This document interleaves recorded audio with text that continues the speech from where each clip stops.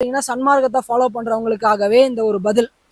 வாசி யோகம் செஞ்சா வேலை நடக்காது, வாசி யோகம் செஞ்சவங்களா செத்துதான் போனாங்க அப்படின்னு வள்ளலார் சொல்றாரு. ஆமா, வாசி யோகம் செய்யறவங்க எல்லாரும் செத்துதான் போவாங்க, வாசி யோகம் மட்டுமே செய்யறவங்க வந்து இறந்துதான் போவாங்கன்னு சித்தர்களுமே சொல்லியிருப்பாங்க. இதுல எனக்கு வந்துட்டு எந்த ஒரு மறுப்புமே கிடையாது. இது வரைக்கும் பயிற்சிகள் சொல்லித்தர யாருமே இதை வந்து பகிரங்கமா சொல்லியிருக்க மாட்டாங்க. ஆனா நான் இந்த இடத்துல சொல்றேன், வாசியோகம் மட்டுமே செஞ்சா நீங்களும் மரணிச்சுதான் போவீங்க, எல்லாத்துக்குமே மரணம் ஏற்படும். இந்த எல்லா யோக பயிற்சிகளுமே குறிப்பிட்டு சொல்லணும்னா வாசியோகமுமே. ப்ரோ, மரண் பிரசாத், நீங்கள் எனக்கு கொடுத்த முருகன் யோகக்கலையை ஒரு 8 மந்த்தாக நான் ப்ராக்டிஸ் பண்ணிட்டு வந்துட்டுருக்கேன். இதில் எனக்கு lot of experience, lot of changes bro. என்னோடய பாடியில் மைண்டாகவும் சரி நிறையா எனக்கு சேஞ்சஸ்லாம் நிறையா நடந்திருக்கு. அதில் நான் சமாதி ஸ்டேட் கூட அட்டன் பண்ணிட்டு நான் திரும்பி வந்திருக்கேன். ஒரு 15 மினிட்ஸுக்கு என் உடம்புல எந்த வித ஹீட்டும் இல்லாமல் ஃபுல்லாக உடம்பு சில்லுன்னு இருந்து 15 மினிட்ஸ்க்கு அப்புறம் தானாக ஹீட்டு வந்து மறுபடியும் நான் அதுலேருந்து எழுந்துச்சு வந்திருக்கேன். இதுமாரி லாட் ஆஃப் எக்ஸ்பீரியன்ஸ் எனக்கு நிறையா டே டு டே எனக்கு நடந்துக்கிட்டு இருக்கு. ரொம்ப தேங்க்யூ ப்ரோ. அனைவருக்கும் வணக்கம். இன்னைக்கு வந்து இந்த ஒரு வீடியோ எதை பற்றி அமைய போகுதுன்னா, நீங்கள் வந்து நிறைய பேர் வந்து கமெண்ட்ஸ்லேயும் சரி, இல்லை நம்மளோட வாட்ஸ்அப் சாட்லேயும் இல்லை இன்ஸ்டாகிராம்லேயும் 3 பக்கமே வந்து நிறைய கேள்விகள் வந்து கேட்டிருக்கீங்க.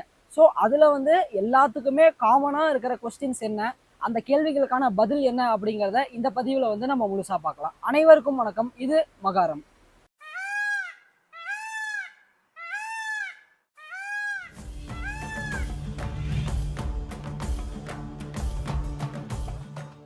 இப்போ முதல் கேள்வி என்ன அப்படிங்கிறது பார்ப்போம். இப்போ ஆன்மீகம் அப்படின்னு எடுத்துக்கிட்டாலே நம்ம வந்து ஆதி சித்தர்கள் அப்படின்னு சொல்கிறது சிவன், முருகன் அப்படின்னு சொல்கிறோம். அதுக்கப்புறம் அவங்க பரம்பரையிலேருந்து அகத்தியர் அப்படி லைனாக சொல்கிறோம். இப்போ வந்து உண்மையாலே வந்து சித்தர்கள்னால் யார்? ஏன்னா இன்றைக்கி பெரும்பாலும் வந்து சித்தர்கள் அப்படின்னா ஏதோ மாய வித்தைகள் காட்டுறாங்க, இந்த மந்திரம் சொன்னால் அது நடக்கும்னு சொல்லியிருக்காங்க, அப்படி தான் இருக்குது. உண்மையிலே இந்த சித்தர்கள் அப்படிங்கிறது யார்? அதே மாதிரி இப்போது கரண்ட்டாக வந்து சித்தர்கள்னு சொல்லிட்டு சில பேர் இருக்காங்க, அது உண்மையா? அதே மாதிரி நான் இந்த யோகி, இந்த யோகம் சொல்லித்தரேன், அந்த யோகி அந்த யோகம் சொல்லித்தரேன், நான் சித்தர் வழியில் வந்தவன் சித்தர் அப்படின்னு சொல்கிறாங்களே, இதெல்லாம் எவ்வளோ உண்மை? இதை பற்றி எங்களுக்கு சொல்லுங்கள். இப்போ முதல்ல வந்து சித்தர்கள்னா யாரு? இப்போ எத்தனையோ பேர் வந்து அந்த சித்தர், இந்த சித்தர், டேஷ் டேஷ் டேஷ் இந்த சித்தர், இல்லைன்னா வந்து அந்த யோகி, இந்த மாதிரி பேர்கள் வேணா நிறைய பேர் வச்சுக்கலாமே தவிர யாருமே வந்து சித்தர்கள் இப்போ ஆக முடியாது. ஏன் அப்படி சொல்கிறேன் திடீர்னு அப்படின்னு கேட்டிங்கன்னா, முதல்ல சித்தர்கள்னா யாருங்கிற தெளிவான ஒரு டெஃபினேஷன் வந்து நமக்கு புரியணும். இப்போ எல்லாரும் மனசுலையுமே சரி, அது எவ்வளோ பெரிய நியூஸ் சேனலாக இருந்தாலும் சரி, இன்டர்வியூஸ் எடுக்கிறவங்களா இருந்தாலும் சரி, ஆன்மீகத்துக்குள்ள வரவங்களா இருந்தாலும் சரி, எல்லாரும் என்ன நினைச்சுக்கிறாங்கன்னா, சித்தர்கள்னா வந்துட்டு சித்த வேலை காட்டுறவங்க, என்னமோ வந்து இந்த மோடி மஸ்தான் மெஜிஷியன்ஸ் மாதிரி வந்து அவங்கள அந்த கேட்டகரிக்குள்ள தள்ளிடுறாங்க. இல்லைனா வந்து சித்தர்கள்னா வந்து ஜால வித்தை பண்ணுவாங்க, மயக்கிடுவாங்க, மந்திரம் பண்ணுவாங்க, இதுதான் வந்து எல்லாத்துக்குமே தெரியுது. ஆனா கொஞ்சம் சித்தர்களோட அந்த புத்தகங்களையும் அவங்க எழுதின அந்த எழுத்துக்களையும் எடுத்து படிச்சு பார்த்தோம்னா அப்பதான் தெரியுது சித்தர்கள்னா யாரு, அவங்களோட அறிவு நிலை அப்படிங்கிறது எந்த அளவுல இருந்துச்சு, அவங்களோட ஞானம் எவ்வளவு விலாசமா இருந்தது அப்படிங்கிறது அப்பதான் நமக்கு தெரியவே வருது. இப்ப எந்த சித்தரை வேணாலும் எடுத்துக்கோங்களேன், நம்மளோட சிவபெருமான்னு சொல்ற சிவன் ஆதி சித்தன்ல ஆரம்பிச்சு முருகன்ல இருந்து அப்புறமா பின்னாடி வர நந்தீஸ்வரர், திருமூலர், பதஞ்சலி, அகத்தியர், அப்புறமா வந்து பாத்தீங்கன்னா கோரக்கர், போகர், இந்த மாதிரி பல்வேறு சித்தர்களோட எல்லா பாடல் எடுத்து பாருங்களேன். ஒவ்வொருத்தருமே வந்துட்டு ஒவ்வொரு விஷயங்கள்ல வந்து வல்லுநர்களா இருப்பாங்க, சாதாரண வல்லுநர்கள்ல. இப்ப வந்து ஃபார் எக்ஸாம்பிள் ஒருத்தர் வந்து மெடிக்கல் ஃபீல்டுல வந்து ஒரு PhD பண்ணியிருக்காருன்னா, அவங்கெல்லாம் அந்த காலத்துல அவங்க பண்ண PhDங்கிறது வந்து இப்ப இருக்கிறத விட 100 மடங்குக்கு சமானமா இருக்கும். ஸோ அந்த அளவுக்கு எல்லா துறைகள்லையுமே வந்து முழுமையான ரகசியங்கள்ல சொல்லி கொடுத்துட்டு போனவங்க தான் சித்தர்கள். இப்போ ஃபார் எக்ஸாம்பிள் ஆர்கிடெக்சர்ல எடுத்துட்டீங்க அப்படின்னா வந்துட்டு நம்மளோட ஈஜிப்தில் இருக்கிற வந்து கீசா பிரமிட்ல ஸ்டார்ட் பண்ணி நம்ம ஊர்ல இருக்கிற நம்ம தஞ்சை பெரிய கோயில் ஆகட்டும், இந்த மாதிரி எல்லா கோயில்களுமே பார்த்தீங்கன்னா வந்துட்டு யாரோட ஒரு இன்ஜினியரிங் கீழே கட்டப்பட்டதுன்னா சித்தர்களோட இன்ஜினியரிங் கீழே தான் கட்டப்பட்டது. எல்லாம் நினச்சிக்கிறாங்க வேற்று கிரகவாசிகள் வந்து இதெல்லாம் கட்டி வச்சுட்டு போனாங்கப்பா, எப்படி கட்டினாங்கன்னே தெரியுது. அதெல்லாம் கிடையாதுங்க. அந்த வேற்று கிரக வாசிகள்னு இவங்க சொல்றதுமே நம்ம சித்தர்களை தான். ஏன்னா இவங்க தான் அதுக்கான எப்படி வந்து எந்தெந்த டிகிரியில கட்டணும், எப்படி பண்ணா பிரபஞ்ச சக்தியை ஈர்க்க முடியும், எந்த மாதிரி வந்து, ஏன்னா இந்த ஒரு பூமியை பத்தியும் இந்த பிரபஞ்சத்தை பத்தியும் தன்னை பத்தியும் தெரிஞ்சவ ஒருத்தரால மட்டும்தான் வந்துட்டு இப்படிப்பட்ட ஒரு மிகப்பெரிய விஷயங்களை வந்து கட்டமைச்சிட்டு போக முடியும். இப்ப வந்து இன்னும் நம்ம யோசிக்கிறோம், தஞ்சை பெரிய கோயில எப்படிடா மேல அந்த 80 டன் அந்த கோபுர கலசம் அந்த கல்லை ஏத்துனாங்கன்னு நமக்கு தெரியறது இல்ல. எப்படிடா நம்ம பிரமிடு வந்து அவ்வளோ எக்ஸாக்டா அந்த டிகிரியில கட்டியிருக்காங்க நமக்கு தெரியறது இல்லை. ஏன்னா இது இயற்கை ஏற்படுத்தின அமைப்பு கிடையாது. பட் இயற்கைக்கு சமமா ஒரு அமைப்பை ஏற்படுத்த முடியும்னா யாருக்கு அந்த அளவுக்கு நுட்பமான ஞானமும் தெளிவும் இருக்கோ அவங்களால மட்டும்தான் பண்ண முடியும். அப்படிப்பட்ட தெளிவு பெற்றவர்கள் தான் பாத்தீங்கன்னா நம்மளோட சித்தர்கள். இப்ப நம்ம ஒரு சின்ன ஒரு இது உங்களுக்கு சொல்லட்டுங்களா? இப்ப நம்ம சொல்றோம் இல்லையா, நம்ம வந்து துலுக்கர் மதம் அப்படின்னு இஸ்லாம சொல்றோம் இல்லையா, அதை வந்துட்டு அதுக்குள்ள முக்கியமான ஒருத்தர் யாருன்னு பாத்தீங்கன்னா நம்மளோட போகப்பெருமான். இதை நானோ இல்ல வேற யாரோ சொல்லல, அவரோட நூல்ல நீங்க போய் பாத்தீங்கன்னா துலுக்கர் மதத்தையும் உருவாக்கியது நானே அப்படின்னு எழுதியிருப்பாரு. உடனே இதை பேசணும்னா என்ன இப்படி பேசுறாங்க, கான்ட்ரவர்சிக்கெல்லாம் இடமே கிடையாது. அங்க போனாலும் அவங்க தான் இருக்கிறாங்க. இப்ப நீங்க கிறிஸ்டியானிட்டிக்குள்ள போனீங்கன்னாலும் அங்கேயும் சித்தர்களோட அந்த ஒரு விஷயம் இருக்கனாலதான் இயேசு பெருமானோட சில விஷயங்கள்லாம் சித்தர்களை ஒத்தி வரும். ஆனா அதெல்லாம் இப்ப எடுத்துட்டாங்க. அதே மாதிரிதான் பாத்தீங்கன்னா இந்த பக்கம் சீக்கிசம்ல நம்ம குரு நானக் இருக்கிறாரு, அப்புறமா வந்துட்டு புத்திசம்ல புத்தர் இருக்காரு, ஜெயினிசம்ல மகாவீரர். இவங்க எல்லாருமே பாத்தீங்கன்னா ஒரு விதமான யோகிகளும் சித்த வம்சத்துல வரவங்க தான். இவங்களோட கருத்துக்கள் வேணா மாறுபாடா இருக்கலாமே தவிர எல்லாருமே கடைசியா சொல்லிட்டு போனது ஒரே விஷயமா தான் இருக்கும். முக்கியமா வந்துட்டு கடைசியா வந்த வள்ளலார் வரைக்கும் என்ன சொல்லுவாங்கன்னா உயிர் கொள்ளாமை அப்படிங்கிற விஷயத்த சொல்லுவாங்க. உயிர் கொள்ளாமை அப்படின்னா நம்ம எல்லாருமே எதை நினைச்சுக்கிறோம் அப்படின்னு பாத்தீங்கன்னா வந்துட்டு வெளியே இருக்கிற உயிர்களை கொல்றதுதான் உயிர், கொல்லாம இருக்கிறதா உயிர் கொள்ளாமைன்னு. ஆனா அந்த உயிர் கொள்ளாமைக்கும் வேற ஒரு அர்த்தம் அப்படிங்கிறது இருக்குது. ஸோ இப்போ பார்த்தீங்கன்னா வந்துட்டு இப்போ வெறும் இன்ஜினியரிங் ஃபீல்டு அந்த ஆர்கிடெக்சரில் மட்டும்தான் சித்தர்கள் வந்து கால் பதிச்சாங்கன்னா கிடையாது. அதுக்கப்புறம் வர மெடிக்கல்லே ஆகட்டும், அஸ்ட்ரானமி, அஸ்ட்ராலஜி, எல்லாத்துலேயுமே வந்துட்டு இந்த மனுஷன் வந்து வாழ்கிற வரைக்கும் என்னென்னலாம் தேவையோ அக்கு வேற ஆணி வேற எழுதி வச்சுட்டு போயிருக்கிறாங்க நம்ம சித்தர்கள் எல்லாருமே. இப்போ நம்ம வந்து கோயில்னு சொல்கிறோம், எல்லாரும் என்ன சொல்லுவாங்க அங்கே வந்து கடவுள் இல்லை. இப்போ இப்படி சொல்கிறவங்க எல்லாருமே முட்டாள் தான் நான் சொல்லுவேன். என்னமோ வந்து அவங்களுக்கு தான் எல்லாம் தெரிஞ்ச மாதிரி. குறிப்பாக இந்த ஏத்திஸ்ட் இவங்கெல்லாம் இருப்பாங்க தெரியுங்களா, அந்த கருப்பு சட்ட குரூப், இவங்கெல்லாம் என்ன சொல்லுவாங்கன்னா இறைவன் வந்துட்டு நீங்க எதுக்கு சிலையில தேடுறீங்க? நாங்க முதல்ல சிலையில இறைவனை தேடவே இல்லையே, யார் உங்களுக்கு சொன்னது சிலையில இறைவன் இருக்காரா அங்க போய் தேடுறோம் அப்படின்ட்டுன்னு? சித்தர்கள் பாடல் எடுத்து பாருங்களேன், அவங்களே என்ன சொல்லுவாங்க அப்படின்ட்டு, நட்டக்கல்லை 4 புஷ்பம் சாத்தியே சுட்டி வந்து முணுமுணுக்கும் மந்திரம் ஏதடா, சுட்ட சட்டி சட்டுவம் கரிசுவை அறியுமோ, அது வரைக்கும் எடுத்துப்பாங்க ஏத்திஸ்டலர். ஆனா அதுக்கு பின்னாடி இருக்க பாருங்க, நாதன் தாள் உள்ளிருக்கையிலே, அந்த நாதன் தாள்னு சொல்லப்படுற இறைவனோட அந்த ஒரு இறை தன்மை, இறை சக்தி நமக்குள்ளதான் இருக்குது. சரிங்களா? இது எல்லாமே பாத்தீங்கன்னா ஒரு எனர்ஜி சென்டர்ஸ் மாதிரிதானே தவிர நம்ம அங்கதான் இறைவன் இருக்காரா அப்படின்னு கேட்டா கிடையாது. இப்ப அப்படியே ஒரு பெட்ரோல் பங்க் இருக்குன்னா பெட்ரோல் போட்டா அந்த வண்டி அப்படிங்கிறது ஓடும், நமக்கு பெட்ரோல் இல்லைன்னா. அதே மாதிரி நம்ம உடம்புல எனர்ஜி, அந்த காந்த சக்தி இல்லை அப்படின்னா நம்ம போய் ரீசார்ஜ் பண்ணிக்கிறதுக்கான ஒரு ரீசார்ஜ் ஸ்டேஷன்ஸ் தான் பாத்தீங்கன்னா நம்ம கட்டி வச்சிருக்கிற அத்தனை கோயில்களுமே. நம்ம ஜீவசமாதிகள், அவங்க ஜீவசமாதி ஆகுறாங்க அப்படின்னா அதையுமே இன்னொருத்தங்களுக்கு ஒரு பயனுள்ளதா இருக்கணும் அப்படிங்கறதுக்காக தான் வந்து நிறைய சித்தர்கள் வந்து முக்கியமான இடங்கள்லயுமே ஜீவசமாதி ஆயிருப்பாங்க. இப்ப எல்லாரும் சொல்லுவாங்க நான் கோயிலுக்கு போனா என் மனசு அமைதி ஆகுது, என்னோட எண்ணங்கள் நிக்குது அப்படிம்பாங்க. இன்னொரு சிலர் வந்து கோயிலுக்கு போனா நான் நினைச்சதெல்லாம் நடக்குது அப்படிம்பாங்க. இதெல்லாம் என்ன வெறும் மூட நம்பிக்கையா அப்படின்னு கேட்டீங்கன்னா கிடையாது. யாருக்கு இது மூட நம்பிக்கையா தெரியும்னா அறிவு நிலையில கீழ்பட்டு இருக்காங்க பாத்தீங்களா, அவங்களுக்கு தான் இது வந்து மூட நம்பிக்கையா தெரியும். ஏன்னா இதையும் உருவாக்குனது சித்தர்கள் தான், உள்ளுக்குள்ள இருக்கு பாருடான்னு சொன்னது சித்தர்கள் தான். அப்ப நம்ம என்ன பண்ணா, இறைவன் அப்படிங்கிறவர் உள்ள இருக்காரு, ஆனா எப்படி இருக்காருன்னு நமக்கு தெரியாது. இது திறந்தா நம்ம பார்க்க முடியும், அதுவும் முடியாது, அப்பவும் கண்டுபிடிக்க முடியாது. ஏன்னா அது ஒரு சூக்ஷமமான ரூபத்துல இருக்கு. அப்போ இறை சக்தி எப்படி உடலுக்குள்ள இருக்குதுன்னு காட்டுறதுக்காக தான் இவங்க கட்டி வச்ச இந்த பிரம்மாண்டமான கோயில்கள். குறிப்பிட்டு சொல்ல போனோம்னா சிவாலயங்கள் இருக்கு இல்லைங்களா, அது எல்லாமே இந்த மனித தேகத்தோட ஒரு கட்டமைப்பு தான். நம்ம எப்படி கோயிலை பார்க்குறோம், இப்போ கோயிலில் பார்த்தீங்கன்னா அந்த மூலவரோட அந்த சிவலிங்கத்துக்கு சுற்றி பிரகாரத்தில் 4 சிலைகள் வச்சுருப்பாங்க. என்ன இருக்கும் அப்படின்னு பார்த்தீங்கன்னா, ஒரு பக்கம் தட்சிணாமூர்த்தி இருக்கும், பின்னாடி லிங்கோத்பவர் இருக்கும், இன்னொரு பக்கம் பிரம்மா சிலை இருக்கும். அதே மாதிரி பார்த்தீங்க அப்படின்னா வந்துட்டு உங்களோட இடது பக்கம் பார்த்தீங்கன்னா முருகனோட சந்நிதி இருக்கும், இல்லைனா வந்துட்டு அம்பாலோட சந்நிதி சில இடங்கள்ல இருக்கும். ஏன் அந்த சிவலிங்கத்தோட ஆவுடை அப்படிங்கிறது வந்து இடது பக்கமா இருக்கு, இல்லை ஒரு சில கோயில்கள் ஏன் வலது பக்கமா இருக்கு, இது அத்தனையுமே வந்து ஆன்மீக ரகசியங்கள் தான். ஏன் வந்துட்டு வெளியே வந்து பலிபீடம் வச்சிருக்காங்க, அந்த கொடி கம்பம் எதை வந்து ரெப்ரசன்ட் பண்ணுது, உள்ள இருக்கிற அந்த கருவறையில இருக்க சிவலிங்கம் என்ன, இது எல்லாமே பாத்தீங்கன்னா நம்ம உடலுக்குள் இறைவன் எப்படி இருக்கார் அப்படின்னு காட்டுறதுக்காக அவங்க வச்சுட்டு போன சிம்பிள்ஸ் தான். நான் திருப்பி என்ன சொல்றேன் அப்படின்னா, இப்ப ஒரு பயாலஜி ஸ்டூடெண்ட் இருக்கானா எடுத்தோடனே அவன்கிட்ட வந்துட்டு இந்தாப்பா போ எம்பிபிஎஸ் படிக்கிறீங்களா போ ஒருத்தனோட மூளையை ஆராய்ச்சி பண்ணுன்னு சொல்ல மாட்டாங்க. முதல்ல அவனுக்கு என்ன பண்ணுவாங்கன்னா ஒரு 3D மாடல் கொடுப்பாங்க. இது இப்படிதான் மனுஷனோட உடம்புக்குள்ள இருக்கும். மூளைனா அதுக்குள்ள வந்து செரிபரம் இந்த பக்கம் இருக்கும், செரிபெல்லம் இந்த பக்கம் இருக்கும், இல்லைன்னா வந்து தலாமஸ் இப்படி இருக்கும், ஹைப்போ தலாமஸ் அப்படி இருக்கும். தனித்தனியா அந்த மாடல் வச்சுதான் எக்ஸ்பிளைன் பண்ணுவாங்க. அதை வச்சுட்டு உடனே நான் அதை பண்ணிட்டேன் எனக்கு எல்லாமே கிடைச்சிருச்சானா கிடையாது. அது வந்து ஒரு 3D மாடல். அதை வச்சுட்டு நீங்க அடுத்து ஒரு மனுஷனுக்குள்ள போகும்போது எப்படி வந்து அதை நீங்க செயல்படுத்துறீங்க அப்படிங்கிறது இருக்குது. அதே மாதிரி தான் கோயில்களும் ஒரு 3D மாடல். கோயில்கள் மட்டும் இல்ல, திருவருட் பிரகாச வள்ளலார் கட்டியிருக்காரு இல்லைங்களா, அதுதான் பாத்தீங்கன்னா தி அட்வான்ஸ்டு மாடல்னு சொல்லலாம். ஏன்னா தலைக்குள்ள அந்த எண்கோண அமைப்பு நம்ம தலையை வந்து சார்ந்தது. இதை வந்து சித்தர்கள் ஒரு சில இடங்கள்ல அஷ்டாங்கம் அப்படின்னு வந்து குறிப்பிடுவாங்க. அந்த ரகசியங்கள் எல்லாமே எங்க கிடைக்குன்னு பாத்தீங்கன்னா, இறை சக்தி நமக்குள்ள இறங்க இறங்க நம்ம ஆன்ம நிலை விழிப்பாகணும். நம்ம மனம் அடுத்த கட்டத்துக்கு போக போக தான் என்ன ஆகும்னா இதுக்கான தெளிவுகள் ஏற்படும். இதுக்காக தான் பாத்தீங்கன்னா வந்து சித்தர்கள் வந்து அவ்வளோ அழகா பயிற்சிகள் அப்படிங்கிறது கொடுத்துட்டு போயிருக்காங்க. அந்த மாதிரி பயிற்சிகள் செய்யும் போதுதான் அந்த மனம் அப்படிங்கிற அடுத்த நிலைக்கு போகும்.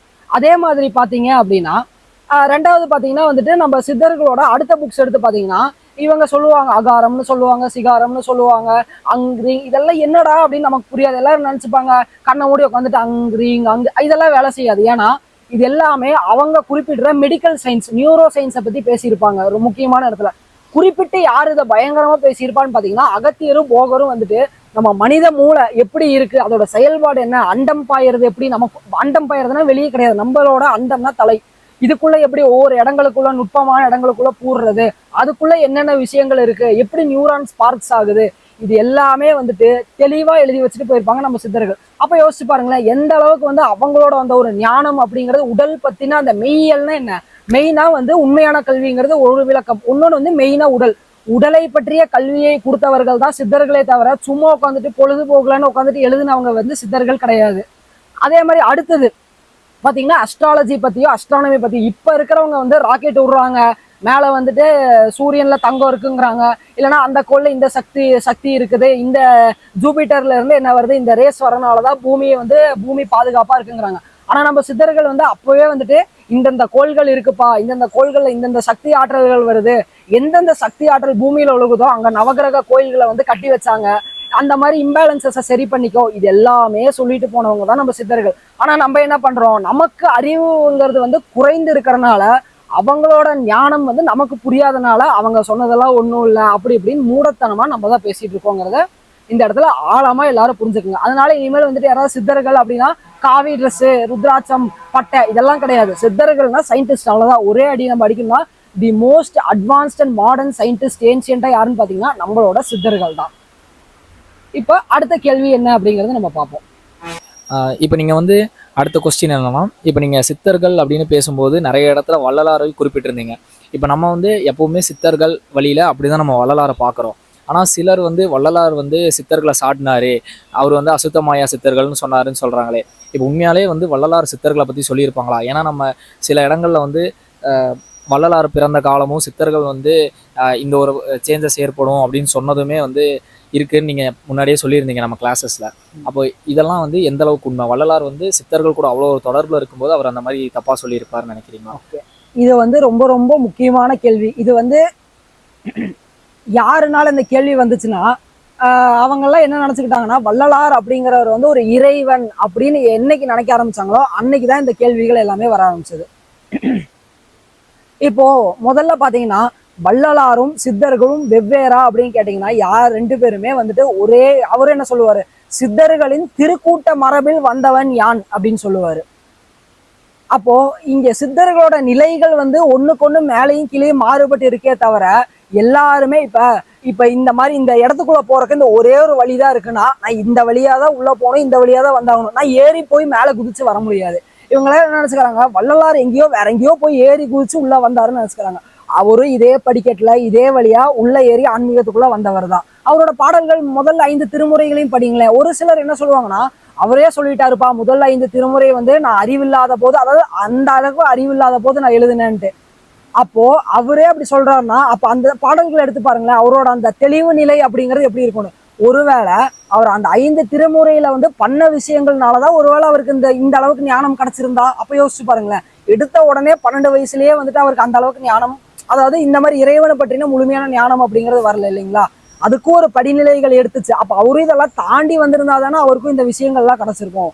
ஸோ அதனால உடனே வள்ளலார் வேற சித்தர்கள் வேற அப்படின்னு சொல்றது, சித்தர்களை பத்தி தேவையில்லாதது பேசுறது, அவங்க அதை பண்ணாங்க இதை பண்ணாங்கன்னு நமக்கு ஓரளவுக்கு நமக்கு தெரிஞ்சா நம்ம இதை பத்தி பேசலாம். இல்ல இப்ப நம்மகிட்ட கேள்விகள் கேட்கறவங்களும் என்ன கேட்பாங்கன்னா ஃபோன் பண்ணிட்டு சித்தர்கள்ல திருமூலரே சதாசிவ நிலை தான் அடைஞ்சிருக்கிறாரு, இல்ல இவரே சாயுச்சி நிலை தான் அடைஞ்சிருக்காரு, வள்ளலார் நான் ஒன்னே உங்ககிட்ட என்ன கேட்கறேன்னா இவ்வளவு பேசுறீங்க இல்லையா, நீங்க எல்லாரும் எந்த நிலையில இருக்கீங்கன்னு கொஞ்சம் யோசிச்சு பாருங்க. ஒரு படி எடுத்து முன்னாடி நம்ம வச்சிருக்கோமா? இவங்க கீழ் மட்டமா சொல்லக்கூடிய இந்த பிரம்ம நிலை ஆகட்டும், விஷ்ணு நிலை ஆகட்டும், சிவநிலை, சதாசிவ நிலை, மகேஸ்வர நிலை, இதுல ஏதாவது ஒரு நிலையில நம்ம வந்து கால் பதிச்சிருக்கோமா? இது தாண்டி இருக்கமான்னு யோசிங்க. அப்படி தாண்டலனா இதை பத்தி பேசுறதுக்கு நமக்கு தகுதியே இல்லை அப்படிங்கறது எல்லாரும் யோசிச்சுங்க. என்னடா இவன் இவ்வளவு கோபமா பேசுறானே அப்படின்னு நினைக்க வேண்டாம். கண்டிப்பா இது இப்படிதான் பேசி ஆகணும். ஏன்னா சன்மார்க்கம் அப்படிங்கிற பேர்ல நிறைய பேர் வந்து மக்களை முட்டாளாக்கிட்டு இருக்கிறாங்க. இதுதான் வந்து இப்ப நடக்கிறது. நீங்க என்ன பண்றது, நான் வந்துட்டு சன்மார்க்கம் அப்படிங்கிற பேர்ல வெறும் அகவல் படிக்கிறேன், வெள்ளை கலர் ட்ரெஸ் போட்டு முக்காடு போட்டு உட்காந்துக்கிறேன், இல்லைனா வந்து வள்ளலார் கட்டி வச்ச 3D மாடலான சத்திய ஞான சபைக்குள்ள நான் போய் உட்காந்துக்கிட்டாலே போதும் எனக்கு ஞானம் வந்துடும். கிடையாது. அவர் எதுக்கு கட்டி வச்சிருக்காரு? இப்படிலாம் இருக்குடா, உள்ளுக்குள்ள போய் பாரு அப்படிங்கறக்காக தான் கட்டி வச்சிருக்கிறாரு. சோ அந்த மாதிரி நிலைகளுக்குள்ள போனால் மட்டுமே வள்ளலார் சொன்ன ரகசியங்கள் தெரியுமே தவிர, இப்ப உட்காந்துட்டு மற்ற சித்தர்களை சாடிட்டு இருக்கிறது, அவர் அதை பண்ணாரு இதை பண்ணாரு, இது எல்லாமே மிகப்பெரிய பாவமாவும் சாபமாவும் தான் வந்து நிற்கும். நான் ஒண்ணு கேட்கட்டுங்களா? சரி, நீங்க சொல்றீங்க இல்லையா வள்ளலார் தான் உயர்ந்த நிலைக்கு போனாரு, சித்தர்கள் போலன்னு. அப்போ சித்தர்கள் வழியில வர எல்லாருமே ஏதாவது ஒரு நிலை அடுத்தடுத்து போறாங்க. ஆனா சன்மார்க்கம்னு சொல்லி வள்ளலாரை பின்பற்றி வந்த ஒருத்தராவது ஒளி தேகம் அடைந்தார்களா? ஒருத்தருக்காவது பிரணவ தேகமா மாறுச்சா? ஒருத்தருக்காவது இன்னும் கீழே வந்தா சுத்த தேகமாச்சா? கிடையாதே. அப்புறமா வந்துட்டு நம்ம எப்படி வந்துட்டு இதுதான் கரெக்ட் இதுதான் கரெக்ட்னு சொல்ல முடியும்? ஏன்னா வள்ளலார் சொல்லிய விஷயங்கள்ல பாதி விஷயங்கள் வந்து மறைக்கப்பட்டுருச்சு, சில விஷயங்களை எடுத்துட்டாங்க வாலண்டியராகவே. அந்த விஷயங்கள்லாம் கிடைச்சா மட்டும்தான் சன்மார்க்கம் முழுமை பெருமை தவிர, அதை விட்டுட்டு இப்ப இருக்கிறத வச்சு நான் சன்மார்க்கமா ஃபாலோ பண்றேன் அப்படின்னீங்கன்னா, நீங்க அவர் சொன்ன ஃபுட் ஹேபிட்ஸ் ஃபாலோ பண்ணீங்க அப்படின்னா உடல் சுத்தமா இருக்கும். இப்ப இதுல எத்தனை பேர் வந்துட்டு நான் முழுமையான சன்மார்க்கின்னு சொல்றீங்க இல்லையா, அவரு சொன்ன பத்தியமும் அவர் சொன்ன விஷயங்களையும் எத்தனை பேர் கடைபிடிக்கிறீங்க அப்படிங்கறத யோசிச்சு பாருங்க. அப்படி கடைபிடிச்சிங்கன்னா சரி ஓகே, உங்களுக்கே தெரிஞ்சிருக்கும். அப்ப தெரிஞ்சவங்க இந்த மாதிரி பேச மாட்டாங்க. இந்த தெரியாம இந்த வந்து அரை குடம் கூத்தாடும் அப்படிங்கிற மாதிரி முழுமையாவும் தெரிஞ்சுக்காம அதுல என்ன இருக்குன்னு பொருள் தெரியாம சும்மா எல்லாத்தையும் இன்டேக் பண்ணிட்டு வந்துட்டு நம்ம பேசிட்டு இருந்தா கடைசியில உங்களுக்கும் குழப்பம்தான் வரும், உங்களை ஃபாலோ பண்றவங்களுக்கும் குழப்பம்தான் வரும். இப்ப ஏன் வந்துட்டு சன்மார்க்கம் அப்படின்னு பேசினா ஈஸியா வந்து அவங்களுக்கு ஃபாலோவர்ஸோ இல்ல அப்ரிசியேஷனோ கிடைக்குதுன்னா, அதுல நீங்க எதுவுமே பண்ண வேண்டாம். உட்காந்துட்டு சும்மா அகவல் படிச்சா போதும், அன்னதானம் பண்ணா போதும் அப்படிங்கிறது இருக்கிறனாலதான் எல்லாரும் எளிமையா இருக்குன்னு எடுத்துக்கிறாங்க. ஆனா உண்மையா சொல்ல போனா சித்தர்களோட வழியில வந்தவர் தான் வள்ளலாரே தவிர, அவர் தனியா ஒரு விஷயத்தை எங்கேயோ கடைபிடிச்சு வர கிடையாது. சன்மார்க்கம் பத்தியும் சரி, அருள் ஜோதி, அருட்பெரும் ஜோதி, ஜோதி, சாய் உச்சிய நிலை, எல்லாத்த பத்தியும், மகாமாயை பத்தி, திரோதாயை, இது எல்லாத்த பத்தியுமே அகத்தியரும் போகரும் முன்னாடியே பேசி வச்சுட்டு போயிட்டாங்க. ஸோ அதையும் கொஞ்சம் எடுத்து படிக்கும் போது உங்களுக்கு என்ன ஆகும்னா, உங்களுக்கு தெரியும் சரி இதையும் முன்னாடியே பேசியிருக்காங்க அப்படிங்கிறது. அதனால இவரு பெருசா அவரு பெருசான்னு கம்பேரிசன் பண்றதுக்கு நமக்கு நேரம் கிடையாது இந்த இடத்துல. இந்த பூமிங்கிறது அடுத்த ஷிஃப்ட்டுக்குள்ள போயிட்டு இருக்கு இந்த பிரபஞ்சம் அப்படிங்கிறது. ஸோ அதனால யாரும் வந்துட்டு நான் அவரு தான் பெரிய ஆள் இவரு தான் பெரிய ஆள்னு அடிச்சுக்காம முறையான பயிற்சிகளையும் கரெக்டான ஒரு ஒழுக்கத்திலையும் இருந்தீங்கன்னா இறைநிலை கட்டாயமா எல்லாத்துக்கும் வாய்க்கும். அடுத்த கேள்வி. இப்போ அடுத்த கொஸ்டின் என்னன்னு பார்த்தீங்கன்னா, இப்போ நம்ம வள்ளலார் நிறைய பேசும்போது எல்லாரும் காமனாக கேட்குற கொஸ்டின் என்னன்னா, அவர் உயிர்கொலை பற்றி பேசினாரு அப்படின்னு சொல்கிறாங்க. உண்மையாலே வந்து வள்ளலார் உயிர்கொலை அப்படின்னா வெறும் பிற உயிர்களை கொல்றதை பற்றி தான் பேசியிருப்பாரா? ஏன்னா அவர் அவ்வளோ பெரிய ஞானி அப்படிங்கும்போது அவர் வெறும் மற்ற உயிர்களை கொல்றது, சிறிய சிறிய உயிர்களை கொல்றதை பற்றி மட்டும் தான் பேசியிருப்பாரா? அதை பற்றி கொஞ்சம் சொல்லுங்கள். இப்போ வள்ளலார் சொல்ற உயிர் கொல்லாமை இது எதை பத்தி சொல்ல வருது அப்படின்னு பாத்தீங்கன்னா, இப்ப உயிர் கொல்லாமை அப்படிங்கிறது உயிர் அப்படிங்கிற ஒரு வார்த்தை இருக்கு இல்லைங்களா, உயிரை கொல்லாமல் இருப்பது. இப்போ அந்த உயிர் அப்படிங்கறது எல்லாரும் வெளியே தேடுறாங்க. உயிர்னா வந்துட்டு ஐயோ அந்த ஆடு மாடு பாவம், ஐயோ இந்த மனுஷன் பாவம், அச்சோ அதுக்கு அப்படியாது இதுக்கு அப்படியாதுன்னு. இது வந்து தவறு இல்லை. ஏன்னா இது வந்து நார்மலா ஒரு மனிதன் அப்படின்னு ஒருத்தர் இருக்கானா அவனுக்கு இருக்கிற காமனான ஒரு என்ன சொல்றது ஒரு எமோஷன் அப்படின்னு சொல்லலாம் ஹியூமனிட்டிங்கிறது. இப்போ ஹியூமனிட்டியே நம்ம பெருசாக்குற அளவுக்கு வந்துட்டோம். ஏன்னா யார்கிட்டயுமே ஹியூமனிட்டி இல்லாம போயிட்டு இருக்கனால. ஆனா வள்ளலார் வந்து முதல்ல குறிப்பிட்டு சொல்லக்கூடிய உயிர் கொல்லாமை. இப்போ நான் இங்க பேசிட்டு இருக்கேன் இல்லைங்களா, நீங்க அங்க கேட்டுட்டு இருக்கீங்க இல்லையா, இப்போ கொஞ்சம் யோசிச்சு பாருங்களேன். இங்க பேசுற எனக்குள்ளேயே ஒரு உயிர் இருக்கா? இப்போ கேட்கிற உங்களுக்குள்ளேயும் ஒரு உயிர் இருக்கு இல்லையா? அப்போ வள்ளலார் எதை முதல்ல சொல்ல வராருன்னா, உயிர் கொல்லாமைங்கிறது வெளியே இருந்து ஆரம்பிக்க கூடாதுரா, ஓங்கிட்டு இருந்து தான் ஆரம்பிக்கணும்னு சொல்றாரு. அது எப்படி அப்படின்னு பாத்தீங்கன்னா, தினமும் நம்ம சில வேலை பண்றோம் இல்லையா, அதிகமா சாப்பிடுறது, அதிகமா தூங்குறது, அதிகமா போகம் கொள்றது. வள்ளலார் என்ன சொல்றாரு, பயம் பூஜ்ஜியமா இருக்கணும், உணவு வந்து ஒரு குறிப்பிட்ட பங்கு தான் இருக்கணும், தூக்கம் நித்திரை ஒரு குறிப்பிட்ட பங்கு தான் இருக்கணும், மைத்துனம் ஒரு பங்கு தான் இருக்கணும், அதுல பயம் பூஜ்ஜியம் தான் இருக்கணும் அப்படின்னு சொல்றாரு இல்லையா. சோ இப்ப இதெல்லாம் எங்க சொல்றாரு, இதெல்லாமே உயிர் கொள்ளாமையோட ரிலேட்டட் தான். ஆனா இவர் இதெல்லாம் யாருக்காக சொல்றாரு, அவங்களுக்காக சொல்றாரு. ஏன்னா இது எல்லாமே தான் உங்க உயிரை கொல்லக்கூடிய விஷயங்கள். நல்லா யோசிச்சு பாருங்களேன், கண்டதை சாப்பிட்றவன், அதிகமா தூங்குறவன், அதிகமா வந்துட்டு உடல் உறவுல ஈடுபட்டு விந்த வந்து வெளியேற்றுறவன், இவங்க எல்லாருமே வந்து எத்தனை நாள் வந்து ஆரோக்கியமா உயிரோட வாழ்றாங்கன்னு யோசிச்சு பாருங்களேன். இது எல்லாமே பண்ணீங்கன்னா உங்க உடலுக்கு வந்து ஒரு சலிப்பு தட்ட ஆரம்பிக்கும். ஏன்னா உயிரை வந்து இது எல்லாமே மந்தப்படுத்துது, உயிர் சக்தியை விரயப்படுத்துதுன்னு அர்த்தம். குறிப்பா சொல்ல போனோம்னா தூக்கத்திலையும் போகத்திலையும் நமக்கு 64 கலை வரைக்கும் நம்மளோட சுவாசம் வீணா போகுதுன்னு சித்தர்களுமே சொல்லிட்டு போயிருக்காங்க. அப்போ உயிர் கொள்ளாமை அப்படிங்கிறது முதல்ல நம்ம கிட்ட இருந்து ஆரம்பிக்கணும். நம்ம உயிரை எப்படி பாதுகாக்கணும்னு தெரிஞ்சாதான் அடுத்து ஆப்போசிட்ல இருக்க உயிர் மேலேயும் நமக்கு இரக்கம், கருணை, அன்பு, பரிவு, பாசம், பரிதாபம் எல்லாமே வரும். ஐயோ நம்மளும் ஒரு உயிர் தானே, நம்ம உயிருக்கு வந்து ஒரு துன்பம் ஏற்படும் போது நமக்கு எவ்வளவு வலி இருக்குது, அப்பதான் வந்துட்டு அந்த உயிரும் துன்பப்படுமே நம்மளால எண்ணி பார்க்க முடியுமே தவிர டைரக்டா எடுத்தோடனே நான் வெளியே போறேன் அப்படின்னா பிரயோஜனமே இல்லைங்க. அதெல்லாமே முதல்ல வந்துட்டு, ஏன்னா இந்த உயிர் அப்படிங்கிறது இருந்தாதான் பிற உயிர்களை பார்க்க முடியும், பிற உயிர்களை நேசிக்க முடியும், பிற உயிர்களை பாதுகாக்க முடியும். அதனால முதல்ல உங்க உயிர், வள்ளலார் இவ்வளவு சொல்றாரு இல்லையா, பிற உயிர்களுக்கு பிற எல்லாமே பண்றாருல. ஆனா வள்ளலார் முதல்ல பார்த்தது என்ன, தன் உயிரை தான் அவர் பார்த்திருப்பாரு. ஏன்னா அவர் தன் நிலையை பார்த்தனாலதான் வந்துட்டு பிறருக்கு வந்து போதிக்க முடிஞ்சது, ஞானங்களை சொல்ல முடிஞ்சது. அவர் வந்து நான் மத்தவங்களதான் பாக்குறேன்னு வெளியே போயிருந்தாரு அப்படின்னா யோசிச்சு பாருங்களேன், அவரால் அந்த நிலையை அடைஞ்சிருக்க முடியுமான்னு. அதே மாதிரி வள்ளலார் பாத்தீங்கன்னா அடிக்கடி வந்து மறைஞ்சு போயிடுவாருன்னு சொல்லுவாங்க. அதாவது யாருக்குமே எங்க போறாரு என்ன பண்றாருங்கிறது தெரியாம இருக்கும்னு சொல்லுவாங்க. ஏன்னா அவரு தனக்குன்னு ஒரு டைமை வந்து உருவாக்கிக்கிட்டு தனக்கான ஞானம், தனக்கான தெளிவு வேணும், தனக்கான ஞான பயிற்சிகள், யோக பயிற்சிகள் பண்ணுன்னு மறைஞ்சு போயிடுவாரு. இப்ப எல்லாரும் சொல்றாங்க இல்லையா, செல்ஃப் லவ் அப்படின்னா காமெடி பண்றாங்க எல்லாருமே. உட்காந்துட்டு I am gifting my self, நான் வந்து எனக்கே சர்ப்ரைஸ் கொடுத்துக்கிறேன். முட்டாளா இது இவங்க எல்லாருமே. எப்படி ஒருத்தன் வந்து அவனுக்கே சர்ப்ரைஸ் பண்ண முடியும் யோசிச்சு பாருங்க. செல்ஃப் லவ்னா உங்களோட ஆன்மா, செல்ஃப் அப்படின்னு என்ன, சுயம். அந்த சுயத்தை நீங்க எப்ப வந்து நேசிக்க ஆரம்பிப்பீங்கன்னா, சுயம் ஒரு நிலைக்கு போகுது, ஒரு பக்குவ நிலை அடையும் போதுதான் நம்ம எப்படிப்பட்ட ஒரு உயிர், நம்மளோட உயிர் எவ்வளவு மேம்பட்டதுன்னு தெரிய வரும். அப்பதான் இது எல்லாமே நிகழுமே தவிர, நான் சும்மா வந்துட்டு 2 உயிருக்கு பார்த்தேன், சாப்பாடு போட்டேன், இதெல்லாம் நல்ல விஷயம் தான், நான் இல்லைன்னு சொல்லல. ஆனா இதெல்லாம் இறைவனிடம் முழுமையா கொண்டு போய் சேர்க்காதுங்கிறத தெரிஞ்சுக்கோங்க. அதே மாதிரி வந்துட்டு அன்பே சிவம் நம்ம கேள்விப்பட்டிருப்போம். அன்புதான் எல்லாமேன்னு சொல்லுவோம். ஆனா என்ன சொல்லுவாங்க அப்படின்னா, இந்த உணவுங்கிறது ஒரு ஒரு சின்ன ஒரு கோட்டோட சொல்றேனே, செவிக்கு உணவு இல்லாத போதே சிறிது வயிற்றுக்கும் ஈயப்படும். இந்த ஒரு கோட்டை எல்லாருமே நம்ம கேட்டிருப்போம். இது ரொம்ப ரொம்ப முக்கியமான ஒரு விஷயம். இப்ப நீங்க உங்களை மெய் மறந்து கேட்குறீங்க. இப்ப சிம்பிளா சொல்ல போனோம் அப்படின்னா நம்மளோட கிளாஸஸ் எடுத்துக்கோங்களேன். இப்ப நம்ம கிளாஸஸ் 1 மணி நேரம்னு சொல்லுவோம்.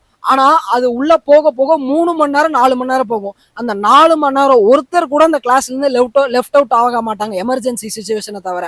அதே மாதிரி வந்துட்டு பாத்தீங்கன்னா அந்த 4 மணி நேரம் யாருமே உணவு, ஆகாரம், நீர் எதுவுமே இல்லாம அப்படியே நேருக்கு நேரா உட்காந்துருப்பாங்க. ஏன்னா அந்த ஆன்மாக்கான உணவுங்கிறது போகுது, அறிவை மேம்படுத்துறதுக்கான விஷயங்கள் உள்ள போகுதுன்னா வயிற்றோட பசியும் உடம்போட வலிகளும் மறந்து போயிடும். அதுதான் வந்துட்டு செவிக்கு உணவு இல்லாத போது, எப்ப வந்து உங்களுக்கு உடலுக்கு உணவு தேவைப்படும்னா நீங்க உள்ள ஆன்மாக்கு கொடுக்காத போதுதான் தேவைப்படும் அப்படிங்கறது சொல்றாங்க. அதே மாதிரி திருமூலர் என்ன சொல்லுவாருன்னா, ஆரம்பத்துல அன்பே சிவம்னு ஆரம்பிக்கிறவரு அறிவே சிவம்னு முடிப்பாரு. போய் திருமூலர் திருமந்திரத்தை எடுத்து பாருங்க, உங்களுக்கே தெரியும். அப்போ அவர் காரணம் இல்லாமையே சொல்லியிருப்பாரு, அறிவே இந்த இடத்துல சிவமா உட்கார்ந்து இருக்குது. உங்களுக்கு எல்லாமே வழிகாட்டுறது எதுன்னு பாத்தீங்கன்னா அறிவாதான் இருக்கும். அறிவு தான் வந்து அன்பு இப்படி இருக்குன்னே வந்து எடுத்துக்காட்ட முடியுமே தவிர, ஒருத்தனுக்கு அறிவு இல்லாம இருக்கானா அவனால இந்த இடத்துல ஒண்ணுமே புரிஞ்சுக்க முடியாது. அறிவுங்கிறது இருந்தா மட்டும்தான் இறைவன் எப்படி இருக்காரு, இப்ப வள்ளலாருக்குமே அந்த ஞானம் அப்படிங்கிறது அறிவோட உச்சகட்ட நிலைதான். அந்த ஞானம் அறிவு இருந்தனாலதான் இறைவன் இப்படி இருக்காரு, இறைவனோட குணம் இப்படி, இறைவனோட தன்மை இப்படி அப்படிங்கறத அவர் வந்து எழுதி வச்சுட்டு போனாரு. இறைவனே நமக்குள்ள வந்து சொல்லணும்னாலும் அறிவுங்கிற ஒரு காம்பனன்ட் இருந்தா மட்டும்தான் உள்ளுக்குள்ள இறைவன் சொல்றத உள்வாங்கி நம்மளால வெளியே சொல்ல முடியுமே தவிர, நான் வந்து அறிவே வளர்த்துக்க மாட்டேன், இந்த இடத்துல அறிவுங்கிறது ஞானத்தை குறிப்பிடுவாங்க, எதுவுமே நான் பண்ண மாட்டேன் அப்படின்னா இது எதுவுமே செயல்படாது. அதே மாதிரி வள்ளலாரோட ஜீவகாருண்யத்தோட ரகசியங்கள் அப்படிங்கிறது கிளாஸ்ல தான் நம்ம சொல்லி தருவோம். ஏன்னா அது வந்து ரொம்ப டீட்டெயில்டான செஷன். விருப்பம் இருக்கவங்க தாராளமா கிளாஸஸ்ல ஜாயின் பண்ணி அதை நீங்க கேட்டு தெரிஞ்சுக்கலாம், தெளிவு பெற்றுக்கலாம். அடுத்த கேள்விக்குள்ள நம்ம போவோம். இப்போ வந்து எல்லாரும் பார்த்தீங்கன்னா ஒருத்தர் வந்து என்ன சொல்றாரு அப்படின்னா, வாசி மட்டும் பண்ணா போதும், இறைநிலை அடைஞ்சிடலாம்னு சொல்றாங்க. ஒருத்தர் வந்து குண்டலினி மட்டும் ஆக்டிவேட் பண்ணா போதும் அப்படின்னு சொல்லி லைவ் எல்லாம் போட்டுட்டு இருக்காரு. ஒருத்தர் வந்து இது சக்ராஸ் இருக்கு, சக்ராஸ் கிளென்ஸ் பண்ணி வந்து ஆம் லம் வம் ரம்னு சொல்லுங்க எல்லாம் சரியாயிரும் சொல்றாங்க. ஆனால் வந்து சித்தர்கள் பாடலில் வந்து இதுக்கான பதிவு அப்படிங்கிறது எங்கேயும் இல்லையே. இப்போ வந்து இதோட உண்மை என்ன, ஒரு ப்ராக்டிஸ் அப்படிங்கிறது எப்படி இருக்கணும் அப்படிங்கிறத பற்றி எங்களுக்கு சொல்லித்தாங்க. சரி, இப்ப நீங்க கேட்ட கேள்விக்கு வந்து நான் பதில் சொல்றதை விட நம்மளோட குருநாதர்களும், குறிப்பா இப்ப நம்ம சத்குரு ஸ்ரீபிரம்மாவோட இருக்கோம், இந்த இடத்துல அவர் கொடுக்குற பதில் அப்படிங்கிறது என்னங்கிறது பார்ப்போம். சத்குரு ஸ்ரீபிரம்மாவோட இடத்துல இருக்கனால இந்த ஒரு கேள்விக்கு மட்டும் அவரோட பதில் எப்படி இருக்கும், நம்ம சித்தர்களோட அந்த ஒரு ஞானத்துல இருந்து நம்ம இந்த இடத்துல வந்து பதில் சொல்லலாம். இது வந்து இப்ப நான் பேசுற எதுவுமே வந்து கட்டு வைக்க போறதில்ல. இது கம்ப்ளீட்டா ஒரு லாங்கான ஒரு ஆன்சரா தான் இருக்க போகுது. இதுல உங்களுக்கு ஏதாவது முரண்பாடு இருக்கலாம். ஏன்னா உண்மையை சில வாட்டி பேசும்போது முரண்பாடுகள் வரத்தான் செய்யும். ஸோ இந்த ஒரு கேள்விக்கான பதில் மட்டும் அன்ஃபில்டர்டா ராவாக தான் பேசுவேன். யாருக்காவது ஹர்ட் ஆச்சுன்னா நான் இதுக்கு எதுவுமே பண்ண முடியாது. இப்போ நான் வந்து சொல்லிடுறேன். இப்போ முதல்ல வந்து பார்த்தீங்கன்னா வாசி யோகம், நிறைய யோகங்கள் பற்றி எல்லாருமே பேசுகிறாங்க. குண்டலினி யோகம்னு சொல்கிறாங்க, புருவமத்தி தியானம்னு சொல்கிறாங்க, இல்லைனா வந்து புருவத்துக்குள்ளே பார்க்குற யோகம்னு சொல்கிறாங்க, இல்லைனா வந்து கேசரி யோகம், லம்பிகா யோகம். இது எல்லாமே தனித்தனியாக பண்ணிங்கன்னா பலன் அளிக்காது. உண்மையை சொல்ல போனோம்னா நீங்கள் குண்டலினி யோகம்னு சொல்லிட்டு குண்டலினியை விட்டு சூடு ஏற்றுனீங்க, மூலாதாரத்தை மட்டும் சூடு ஏற்றி வச்சுக்கிட்டீங்கன்னா அந்த இடத்துல பைல்ஸ்ன்னு சொல்லப்படுற மூல நோய் தான் வருமே தவிர மேலே வந்துட்டு குண்டலினி சக்தி அப்படிங்கிறது ஏறாது நமக்கு. ஏன் அப்படின்னு கேட்டிங்கன்னா, சித்தர்கள் ஒவ்வொரு இடத்துல என்ன சொல்லுவாங்கன்னா, மூலம் தொட்டு 6 ஆதாரம் நோக்கு, உள்ளே சென்று உள்ளே இருக்கும் எகாரத்தை தொடு அப்படின்னு சில இடத்துல சொல்லி வச்சிருப்பாங்க. என்ன சொல்ல வராங்க அப்படின்னு பார்த்தீங்கன்னா, மூலம் தொட்டு 6 ஆதாரம் நோக்கு அப்படின்னா மூலாதாரத்தை வந்து நம்ம குண்டலினியை வெளிப்படைய செஞ்சு இந்த 5 ஆதாரங்கள்னு சொல்லப்படுற சுவாதிஷ்டானம், மணிப்பூரகம், அநாகதம், விசுத்தி, ஆகினை வரைக்கும் நம்ம நோக்கணும். நோக்குதல் அப்படிங்கிறது பயிற்சி. இந்த மாதிரி வெறும் புருவ மத்தியிலேயே நான் கவனம் வச்சுட்டு உட்காந்துக்கிறேன் அப்படின்னா நம்மளோட தலை சூடாக்கி போகும். இந்த சந்திர மண்டலத்தை வந்துட்டு நம்ம வந்து சூடு எப்பவுமே ஆக்கக்கூடாது.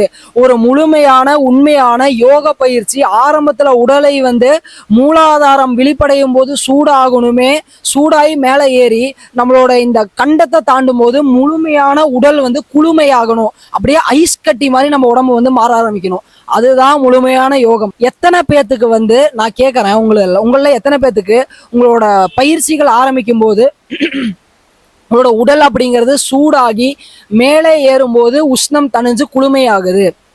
அந்த குளுமையிலுமே எத்தனை பேத்துக்கு வந்து உடல் வேர்த்து கொட்ட ஆரம்பிக்குது? யோசிச்சு பாருங்க. இந்த மாதிரி எந்த ஒரு பயிற்சி உங்களுக்கு கொடுக்குது? இப்போ இது எல்லாமே சேர்த்துனது தான் பாத்தீங்கன்னா வந்துட்டு ஒருத்தர் கமெண்ட்ல கூட கேட்டிருந்தாரு, முருகன் யோக கலை பத்தி பேசுங்கன்னு. இந்த அத்தனை பயிற்சிகளையும் சேர்த்துன ஒரே கம்ப்ளீட் பயிற்சி. நான் ஏன் இந்த இடத்துல தைரியமா ஒரே கம்ப்ளீட் பயிற்சின்னு சொல்றேன்னா, இது மட்டும்தான் முழுமையான பயிற்சி. இந்த இடத்துல முருகன் கொடுத்த முருகனோட யோக கலை, இந்த ராஜாங்க யோகம்னு சொல்றதும் சரி, முருகனோட யோக கலைன்னு சொல்றதும், சித்தர்கள் கொடுத்த சூட்சம பயிற்சி, இது எல்லாமே இந்த ஒரு பயிற்சி தான். ஏன்னா நம்ம கூட இருந்து பயிற்சி பண்றவங்களுக்கு தெரியும் இது எந்த அளவுக்கு சக்தி நிலையை வந்து மேல மேல மேல எழுப்பி கூட்டிட்டு போகணும். இப்ப குண்டலினியை நீ ஏற்றும் போதே வாசியும் சேர்த்து ஏத்துன்னு சொல்றாங்க சித்தர்கள். இப்ப இந்த முறை வந்து இவங்கள எத்தனை பேத்துக்கு தெரியும்? எப்படி வந்து குண்டலினியை ஏத்தும் போது 6 ஆதாரங்களையும் சுத்தி செய்யணும், 6 ஆதாரங்களையும் எப்படி புடம் போடணும், 6 ஆதாரங்களையும் எப்படி நோக்கணும், இது எல்லாமே பயிற்சிக்குள்ள மட்டும்தான் கிடைக்குமே தவிர வெறுமனே உட்காந்துட்டு. இப்ப இன்னொரு சிலர் வந்து இப்ப நமக்கு கேள்வி கேட்டாங்க இல்லையா, 10ஆம் வாசலை திறக்கிறேன் அதுக்கு தீட்சை. இது முட்டாள்தனம் என்ன கேட்டா. என்ன மட்டும் இல்ல, சித்தர்கள் பாடலுமே 10ஆம் வாசலை திறப்பதற்கு தீட்சையே கிடையாது. முதல்ல இந்த இடத்துல 10ஆம் வாசலை திறக்கிறதுங்கிறது வந்துட்டு ஒரு நொடியில இப்படிங்கிறதுக்குள்ள திறந்துடலாம். அதுக்கு போயிட்டு நான் வந்து மந்திரத்தை வந்து எழுப்பணும், இல்ல ரீங்காரம் கொடுக்கணும், இதெல்லாம் எதுவுமே தேவையில்லை. அப்படி 10ஆம் வாசலை எப்படி நீங்க இருந்த இடத்துல இருந்தே உங்களுக்கு திறக்கணும் அப்படின்னு தெரியணும்னா கண்டிப்பா யாருக்கெல்லாம் தேவையோ கமெண்ட்ஸ்ல சொல்லுங்க. இதுக்கான வீடியோவும் நான் பண்ணுவேன். இதுல வந்து அதிகமான பேர் கேட்டால் மட்டுமே இந்த 10ஆம் வாசல் திறக்கிறதுக்கான ரகசிய வழியை சொல்லுவேனே தவிர இல்லைன்னா நானா இந்த விஷயங்களை வந்து இந்த இடத்துல வந்து எடுத்து சொல்ல மாட்டேன். இப்ப யோகங்கள் எல்லாமே என்ன பண்ணணும் அப்படின்னா, முதல்ல உங்க ஊனை உருக்க ஆரம்பிக்கும். எப்ப வந்து உங்களோட ஊன் உருக ஆரம்பிக்குதோ உடம்புல வந்து அபரிவிதமான மாற்றங்கள் வரும். தாங்க முடியாத துயரங்கள் அப்படிங்கிறது வர ஆரம்பிக்கும். உடம்பெல்லாம் மெலிஞ்சு போகும். உள்ளுக்குள்ள எலும்புக்குள்ள இருக்க மஜ்ஜை வரைக்கும் யாருக்கு ஒருத்தனுக்கு வலி தெரியுதோ அவன் தான் உண்மையான யோகி. அவனால மட்டும்தான் அடுத்தடுத்த நிலைகளை கிராஸ் பண்ணி போக முடியும். உடனே நிறைய பேர் வந்து என்கிட்ட ப்ராக்டிஸ் எடுத்தவங்களா கேட்குறீங்க, எனக்கு உடம்பு வந்து வலிக்குது, என்னால் வந்து சில விஷயங்கள் பண்ண முடியல, சாப்பிட முடிய மாட்டேங்குது, பசியே எடுக்க மாட்டேங்குது, தூக்கம் வர மாட்டேங்குது. இது அத்தனையுமே வந்துட்டு நடக்குதுன்னா நீங்கள் சரியான நிலையில தான் போறீங்கன்னு அர்த்தம். ஆனால் இதோட ஒரு ஸ்பேன் பார்த்தீங்கன்னா 2ல இருந்து ஒரு 3 மாசம் வரைக்கும் ஒவ்வொரு துன்பங்களும் உங்களை வாட்டும். இந்த துன்பங்கள் வாட்டுதுன்னா உள்ளுக்குள்ள வந்து உங்களோட செல் ஸ்ட்ரக்சர் ஆகட்டும், உங்களோட டிஎன்ஏ எல்லாமே மாற்றப்படுது அப்படிங்கிறது அர்த்தம். முதல்ல ஆரம்ப நிலையில வந்து நம்மகிட்ட கிளாஸ் எடுத்தவங்களுக்கு வந்து ஒரு சில சூக்ஷ்மமான பயிற்சிகளை வந்து கொடுப்போம். அது என்ன பண்ணுன்னா நேரா டிஎன்ஏலயே போய் வந்து தன்னுடைய டிஎன்ஏ பேட்டர்னை மாற்றும். பட் இப்போ வரவங்களுக்கு வந்து அந்த ஒரு சில பயிற்சிகளை வந்து நம்ம நீக்கி வச்சிருக்கோம். ஏன்னா இவங்க கொடுத்த உத்தரவின் பெயர்ல அது வந்து அடுத்தடுத்த கட்டங்களுக்கு போகும்போது தேவைப்படுறவங்களுக்கு மட்டும் கொடுத்தா போதுமே தவிர எல்லாத்துக்கும் கொடுக்க வேண்டாம்னு சொல்லிட்டாங்க. இப்ப அதே மாதிரி வந்துட்டு சித்தர்கள் எனக்கு கனவுல வந்து சொன்னாங்க, நான் தூங்கிட்டு இருந்தேன், திடீர்னு நான் கிளாஸை நிறுத்தணும்னு நினைச்சேன். அவங்க நிறுத்தாத. எந்த சித்தருமே வந்து உங்ககிட்ட வந்து கனவுல நான் அதை சொல்றேன் இதை சொல்றேன்னு சொல்ல மாட்டாங்க. கனவுல சில விஷயங்கள் வருதுன்னா திருப்பி சொல்றேன், கனவு ஏன் வருதுன்னு காகபூஜன் சொல்லியிருக்காரு, அதை போய் பாருங்க. இப்போ இப்ப எப்ப வந்து சித்தர்களோட அந்த ஒரு கைடன்ஸ் கிடைக்கும்னா உட்காந்துட்டு பேச மாட்டாங்க. எல்லாமே நம்ம ஆன்மாவை வந்து கான்டாக்ட் பண்ணி அந்த விஷயங்கள் வந்து நம்மளுடைய உள்ளுணர்வு தான் பேசுமே தவிர இதுவுமே ஒரு ஆல்கமி தான், இதுவுமே ஒரு சயின்ஸ் தான். இப்ப நம்ம வெறுமனே வந்துட்டு நாளே நாள் நம்ம பிரெயினோட பார்ட்டை பார்த்து வச்சுக்கிறோம். இல்லைன்னா வந்து ஃபாரின் சேனல்ஸ்ல வந்து நிறைய வந்துட்டு பிரெயினை பத்தி அப்படி அது வேலை செய்து இந்த ஹார்மோன்னு பேசியிருக்காங்க அப்படிங்கிறதுனால மட்டுமே வந்துட்டு நம்ம வந்து நம்ம உடம்ப பத்தின ஆய்வுகளுக்குள்ள போயிட்டோம் அப்படிங்கிறது கிடையாது. இப்ப ஒரே ஒரு கேள்வி கேட்கறேன் உங்க எல்லாத்துக்கிட்டையுமே. இது வந்து தெரிஞ்சவங்க வந்து கண்டிப்பா பதில் சொல்லுங்க. தெரியாதவங்க நீங்க ஃபாலோ பண்ற குரு அப்படின்னு சொல்லுவீங்க இல்லையா, டீச்சர்ஸ் கிட்ட கேளுங்க.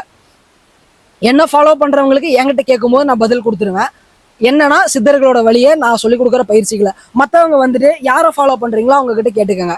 இப்ப நமக்கு உள்ள இருந்து ஆன்ம அறிவுங்கிறது ஒண்ணு பேசுது இல்லையா. இப்ப எல்லாருமே வந்துட்டு நம்ம சொல்ல ஆரம்பிச்சதுக்கு அப்புறம் அவங்கங்கிறாங்க.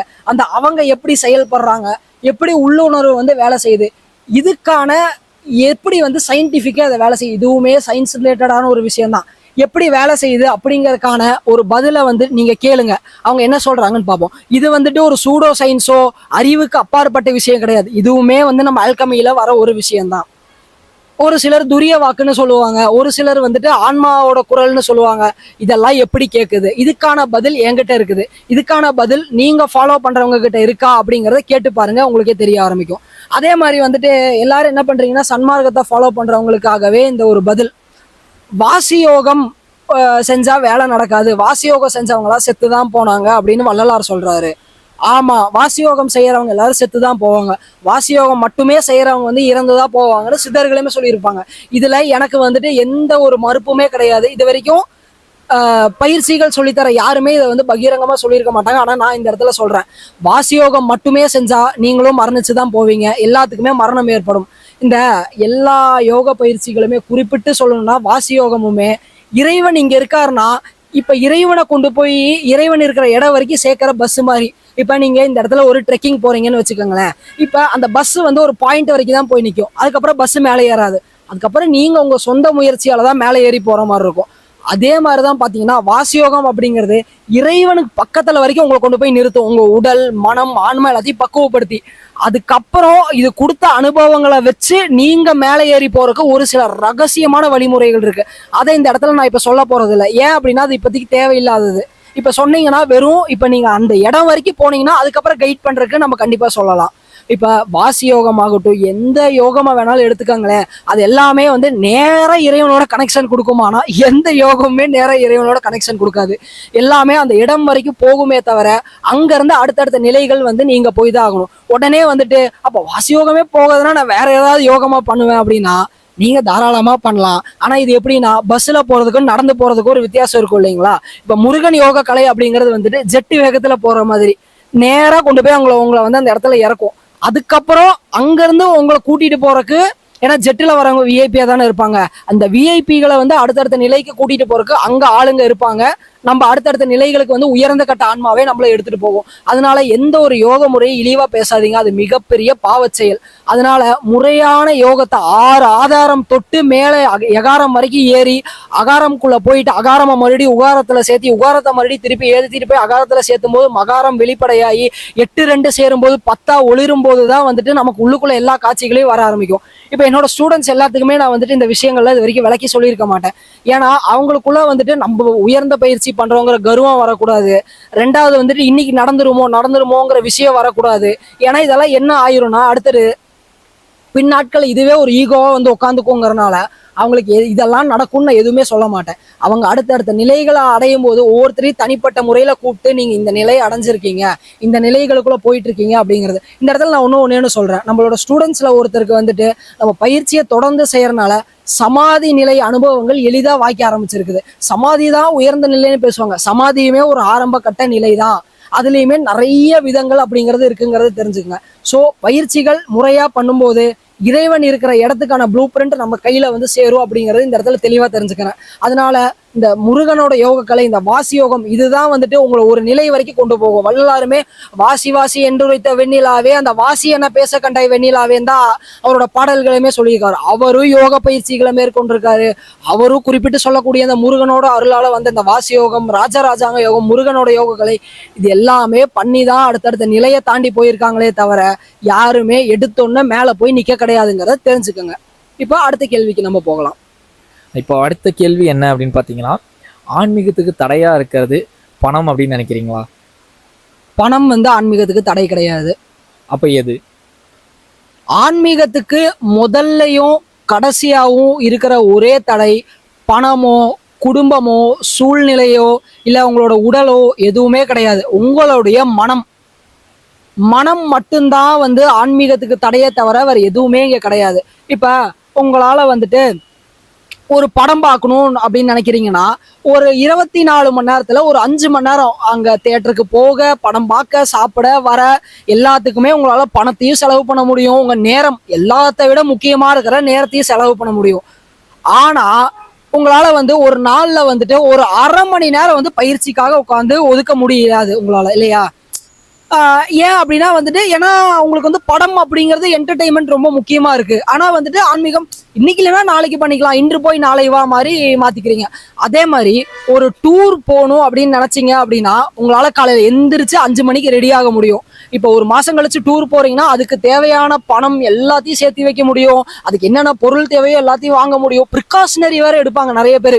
அங்க போயிட்டு ஒரு வேளை இப்படி ஆயிடுச்சுன்னா அதுக்கு ஒரு ரெமடி, இப்படி ஆயிடுச்சுன்னா அதுக்கு ஒரு ரெமடின்னு ப்ராபபிலிட்டிலாம் போட்டு வந்துட்டு கனெக்ட் பண்ணி டூர் போவாங்க. இப்ப உங்களால வந்துட்டு டூர் போக முடியும், படம் பார்க்க முடியும், எல்லாமே பண்ண முடியும். ஆனா ஒரு நாள்ல ஒரு அரை மணி நேரத்துல இருந்து 1 மணி நேரம் வந்து உங்களுக்காக உட்காந்து பயிற்சி பண்ண முடியாது, இல்லையா? கேட்டா எனக்கு வந்து நான் அவ்வளோ பிஸியா இருக்கேன், அவ்வளோ நேரம் எனக்கு இதா இருக்கு. அப்படி யாராச்சும் நான் ரொம்ப பிஸியா இருக்கேன், என்னால பண்ணவே முடியாதுன்னா தயவு செய்து வந்து பயிற்சி அப்படிங்கறது வாங்காதீங்க யாருக்கிட்டையுமே. ஏன்னா அது வேஸ்ட், அது பாவம் வாங்கிட்டு பண்ணாம இருக்கிறது அப்படிங்கிறது. இப்போ எல்லாருமே வந்துட்டு அடுத்த ஒரு மென்டாலிட்டி எல்லாத்துக்கும் என்ன கிரியேட் ஆயிருக்குன்னா, ஆன்மீகம்னா வந்துட்டு ஃப்ரீ அப்படின்னு ஒரு மென்டாலிட்டி வந்து எல்லாத்துக்குமே இருக்கு. ஆன்மீகத்தை இலவசமா சொல்லி தரணும் அப்படின்னு. இப்ப ஒண்ணு கேக்குறேன், இலவசமா ஒருத்தன் ஒண்ணு கொடுக்கறான்னா அவன் ஒரு காரணம் இல்லாம கொடுப்பான்னு நினைக்கிறீங்களா? இப்போ ஒரு ஆப்பே நீங்க ஃப்ரீயா ஏத்துறீங்க அப்படின்னா 1,00,000 பேர் ஃப்ரீங்கிறனால ஓடி போய் ஏத்திடுவான். அப்ப அதுக்குள்ள என்ன இருக்கும்? ஆடு ரன் ஆகும். அதுதான் தேர்ட் பார்ட்டி ஆப்ஸை வந்து உள்ள கொண்டு வரும், எல்லா விஷயமும் பண்ணும். இதுவே ஒரு பெய்டு ஆப்பா இருந்துச்சு அப்படின்னா நீங்க கேட்டப்ப அங்க ரெஸ்பான்ஸ் இருக்கும். அதே மாதிரி வந்து பாத்தீங்கன்னா அதுக்குள்ள தேர்ட் பார்ட்டி ஆப்ஸ் வராது, எந்த பிரச்சனையும் இல்லாம இருக்கும். ஆனா நம்ம மக்களோட மைண்ட் செட் எப்படி கொண்டு வந்து வச்சிருக்காங்கன்னா எல்லாருமே எதுனாலும் நமக்கு ஃப்ரீயா கிடைக்கணும், ஃப்ரீ. ஏன்னா இப்ப அது வந்து அவனாலேயே வந்துட்டு ஒரு இயலாமைய வந்து அந்த இடத்துல வெளிக்காட்டுற மாதிரி இருக்கும். அப்படி ஆக்கி வச்சுட்டாங்க.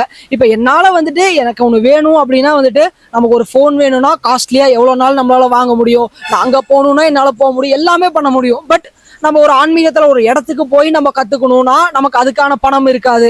இல்ல நம்ம ஒருத்தர்கிட்ட உண்மையா ஒரு பயிற்சிகள் வாங்கணும் அப்படின்னா எதுக்குனாலுமே வந்துட்டு ஒருத்தர் ஒரு விஷயங்களை சொல்லி தராங்க அப்படின்னா, இப்போ ஒரு அகவலே எடுத்துக்கோங்களேன். இப்போ அகவல் வந்து நீங்க போய் வாங்குறீங்கன்னா வடலூர்லயே தான் இருக்கிறதுல கம்மியான ரேட்டு கிடைக்கும். ஒரு 100 ரூபா அப்படின்னு கிடைக்குதுன்னு வச்சுக்கோங்களேன். அங்க ப்ராஃபிட்டே வைக்காம தான் வந்து பண்ணுவாங்க. அப்போ அந்த இடத்துல வந்துட்டு அவங்க கொண்டு வர டிரான்ஸ்போர்ட் செலவு, அவங்க பிரிண்ட் அடிக்கிறதுக்கான காசு, லேபிள் பண்றதுக்கான காசு, அதை வந்து ஒட்டுறதுக்கான காசு, அதை கொண்டு வந்து ஷாப்ஸ்ல வைக்கிறது, இது எல்லாத்துக்குமே ஒரு காஸ்டா இருக்கும் தெரியுங்களா? அந்த காஸ்ட்டை ரெக்கவர் பண்றதுக்காக தானே அவன் வந்து அந்த ஒரு அமௌண்ட் அப்படிங்கறது வைக்கிறான். ஸோ அப்ப அதுவுமே நான் கொடுக்க மாட்டேன், எனக்கு ஃப்ரீயா தான் வேணும்னா அப்ப நம்ம என்ன பண்ண முடியும்? இப்ப முதல் நிலை வந்து என்னன்னா, ஆன்மீகத்துக்குள்ள வரணும்னா எனக்கு என்ன நடந்தாலும் சரி, என்ன ஆனாலும் சரி, எனக்கு அது வேணும், எனக்கு இது கிடைச்சே ஆகணும் அப்படிங்கிற அந்த வைராகியம் இருக்கும். இதை வந்து நான் வந்து நம்மளோட கிளாஸ்ல பர்சனலா நான் சில பேர்த்துக்கிட்ட பார்த்துருக்கேன். என்னனாலும் சரி நான் வந்து சேருவேன், நான் பண்ணி தான் ஆவேன் அப்படின்னு வந்து நிறைய பேர் இருக்காங்க. ஒரு சிலர் வந்துட்டு ரொம்ப மிகப்பெரிய ப்ரொஃபஷன்ல, ஒரு சிலர் வந்து ஒரு சில கம்பெனிஸோட டைரக்டர்ஸாவே இருந்தாலும் நான் எனக்குன்னு 1 மணி நேரம் நான் டெய்லி காலையிலயும் சாயந்தரமும் நான் பயிற்சிக்கு ஒதுக்குவேன், என்ன நாள் ஆகட்டும். அவ்வளோ பிஸியா இருக்கு, அவங்களே வந்து அவங்களால ஒதுக்க முடியுதுன்னா ஏன் நம்மளால ஒதுக்க முடியறது இல்ல? அப்ப இந்த இடத்துல தடை அப்படிங்கிறது பணமா, இல்லைன்னா வந்துட்டு நீங்களா உங்க மனமா அப்படிங்கறத யோசிங்க. எது தடை அப்படிங்கிறது. அதே மாதிரி வந்துட்டு எங்கனாலும் இலவசமானா இப்ப அந்த ஒரு மென்டாலிட்டி என்ன இருக்குன்னா, சரி ஃப்ரீயா தானே இருக்கு, சும்மா போய் பார்ப்போமே. இப்ப ஒன்றும் இல்லை, ரோட்ல வந்து நடந்து போயிட்டு இருக்கும்போது போஸ்டர்ஸ் கொடுக்குறாங்கன்னா ஃப்ரீயா கொடுத்தா ஒன்றும் இல்லை 10 வாங்கி வச்சுப்போம். இதுவே 10 ரூபா கொடுங்கன்னா ஒன்று கூட வாங்க மாட்டாங்க நிறைய பேர். ஏன்னா இந்த இடத்துல என்ன வந்துட்டு எதுக்கு வாங்கணும்? ஒரு சிலருக்கு தேவை இல்லாம இருக்கும், அவங்கள விட்டுறலாம். எனக்கு தேவையும் இருக்கு ஆனா நான் அதுக்குன்னு எதுவும் பண்ண மாட்டேன் அப்படின்னா ஒண்ணுமே பண்ண முடியாது. அப்ப நீங்க என்ன பண்ணணும்னா, உங்க எல்லாத்தையும் விட்டுட்டு அதுக்கான ஒரு இடத்த கிரியேட் பண்ணி அங்க அவங்கள கூப்பிட்டு வச்சு எனக்கு நீங்க சொல்லி கொடுங்க, உங்களுக்கு தேவையானதெல்லாம் பாத்துக்கிறோம் அப்படின்னு அந்த காலத்துல குருகுலத்துல எல்லாம் பண்ணுவாங்க இல்லையா, சொல்லி கொடுக்குறவங்களுக்கு அந்த மாதிரி வேணா நீங்க வந்து ட்ரை பண்ணி பார்க்கலாம். அதுக்குன்னு வந்துட்டு சரி நம்ம வந்துட்டு பணம் அப்படிங்கறதும் கேட்கறாங்க அப்படின்னா கட்டி கொடுக்குறவங்களுக்கும் தயாரா இருக்கும் அப்படின்னா அதுக்குன்னு போயிட்டு நான் 2 லட்சம் கட்டுறேன் 2.5 லட்சம் கட்டுறேன் கிளாஸுக்காகனா முட்டாள்தனம் இது எல்லாமே. இப்ப என்னன்னு பாத்தீங்கன்னா 2 லட்சம் கட்டினா மட்டும் உங்களுக்கு உங்களோட புருவ பூட்டுங்கிறது திறந்துடாது, 2 கோடி கொடுத்தாலும் திறக்காது. ஏன்னா சித்தர்கள் சில இடத்துல கோடி ரூபா கொடுத்தாலும் சிலருக்கு சிலதை சொல்லி கொடுக்காது அப்படின்றவாரு. அதே மாதிரி வந்துட்டு சில விஷயங்களை வந்து அவன் எப்பேற்பட்டவனா இருந்தாலும் கண்ணில் காட்டாதம்பாங்க. அப்ப ₹1,00,000 கொடுத்தா மட்டும் உங்களுக்கு ஆன்மீகம் அப்படிங்கிறது வந்துரும்னு யோசிக்கிறீங்களா? கிடையாது அந்த இடத்துல. அதே மாதிரி இலவசமா நான் கத்துக்கிறேன் எனக்கு எதுவுமே வராதா இல்ல வந்துருமா அப்படின்னு கேட்டீங்கன்னா அதுவுமே கிடையாது. இந்த இடத்துல ஒரு பயிற்சி வாங்குறோம் பண்றோம்னா உங்களோட மனதிடம் மனோதைரியம் அப்படிங்கிறது எப்படி இருக்குன்னு பார்க்கணும். இந்த இறைவன் அப்படிங்கிறவன் வந்து எப்படிப்பட்ட ஆள்னு பாத்தீங்கன்னா, எல்லாத்துக்கு பின்னாடி ஓடி ஓடி ஓடி போய் ஒளியறாள். சிவவாக்கியருமே அழகா ஓடி ஓடி ஓடி ஓடி உட்கலந்த ஜோதியைன்னு சொல்லுவாரு. இந்த பாடலுக்கான விளக்கமும் ஒருத்தர் கேட்டிருந்தாரு. அதை நம்ம சிவவாக்கியர் சீரீஸ்ல அடுத்த எபிசோட்ஸ்ல வந்து நம்ம அதுக்கான விளக்கம் என்னங்கிறத பார்ப்போம். இறைவன் பாத்தீங்கன்னா என்ன சொல்லுவாருன்னா, வள்ளலாருமே ஆதியில வந்து எல்லா திரைகளையும் போட்டு போய் மறைஞ்சுக்கிட்ட அருட்பெரும் ஜோதின்னு தான் சொல்லுவாரு. யாரு? இறைவன். ஏன்னா இறைவனை யாராலையுமே மறைக்க முடியாது. எல்லாரும் நம்ம என்ன நினைச்சுக்கிறோம், இறைவனை விட மாயை மிக பெரியது, இந்த திரைகள் எல்லாம் இறைவனை மறைச்சிருச்சுன்னு இது வரைக்கும் பேசுற அத்தனை பேருமே அப்படிதான் பேசுவாங்க. ஆனா இந்த இடத்துல என்ன உண்மைன்னு பாத்தீங்கன்னா, இறைவன் போல் வல்லவன், ஆதியில் மறைத்த வல்லவன்னா வேத வியாசர்னு நினைச்சிட்டு இருக்கிறாங்க எல்லாருமே. ஆதியில் மறைத்த அந்த வல்லவன் யாருன்னா இறைவன் தான். இறைவனால மட்டுமே அவனை மறைக்க முடியுமே தவிர வேற யாரு 10 கொம்பு வச்ச ஒருத்தன் வந்தாலும் இறைவனை வந்து யாராலையும் மறைப்பு பண்ண முடியாது.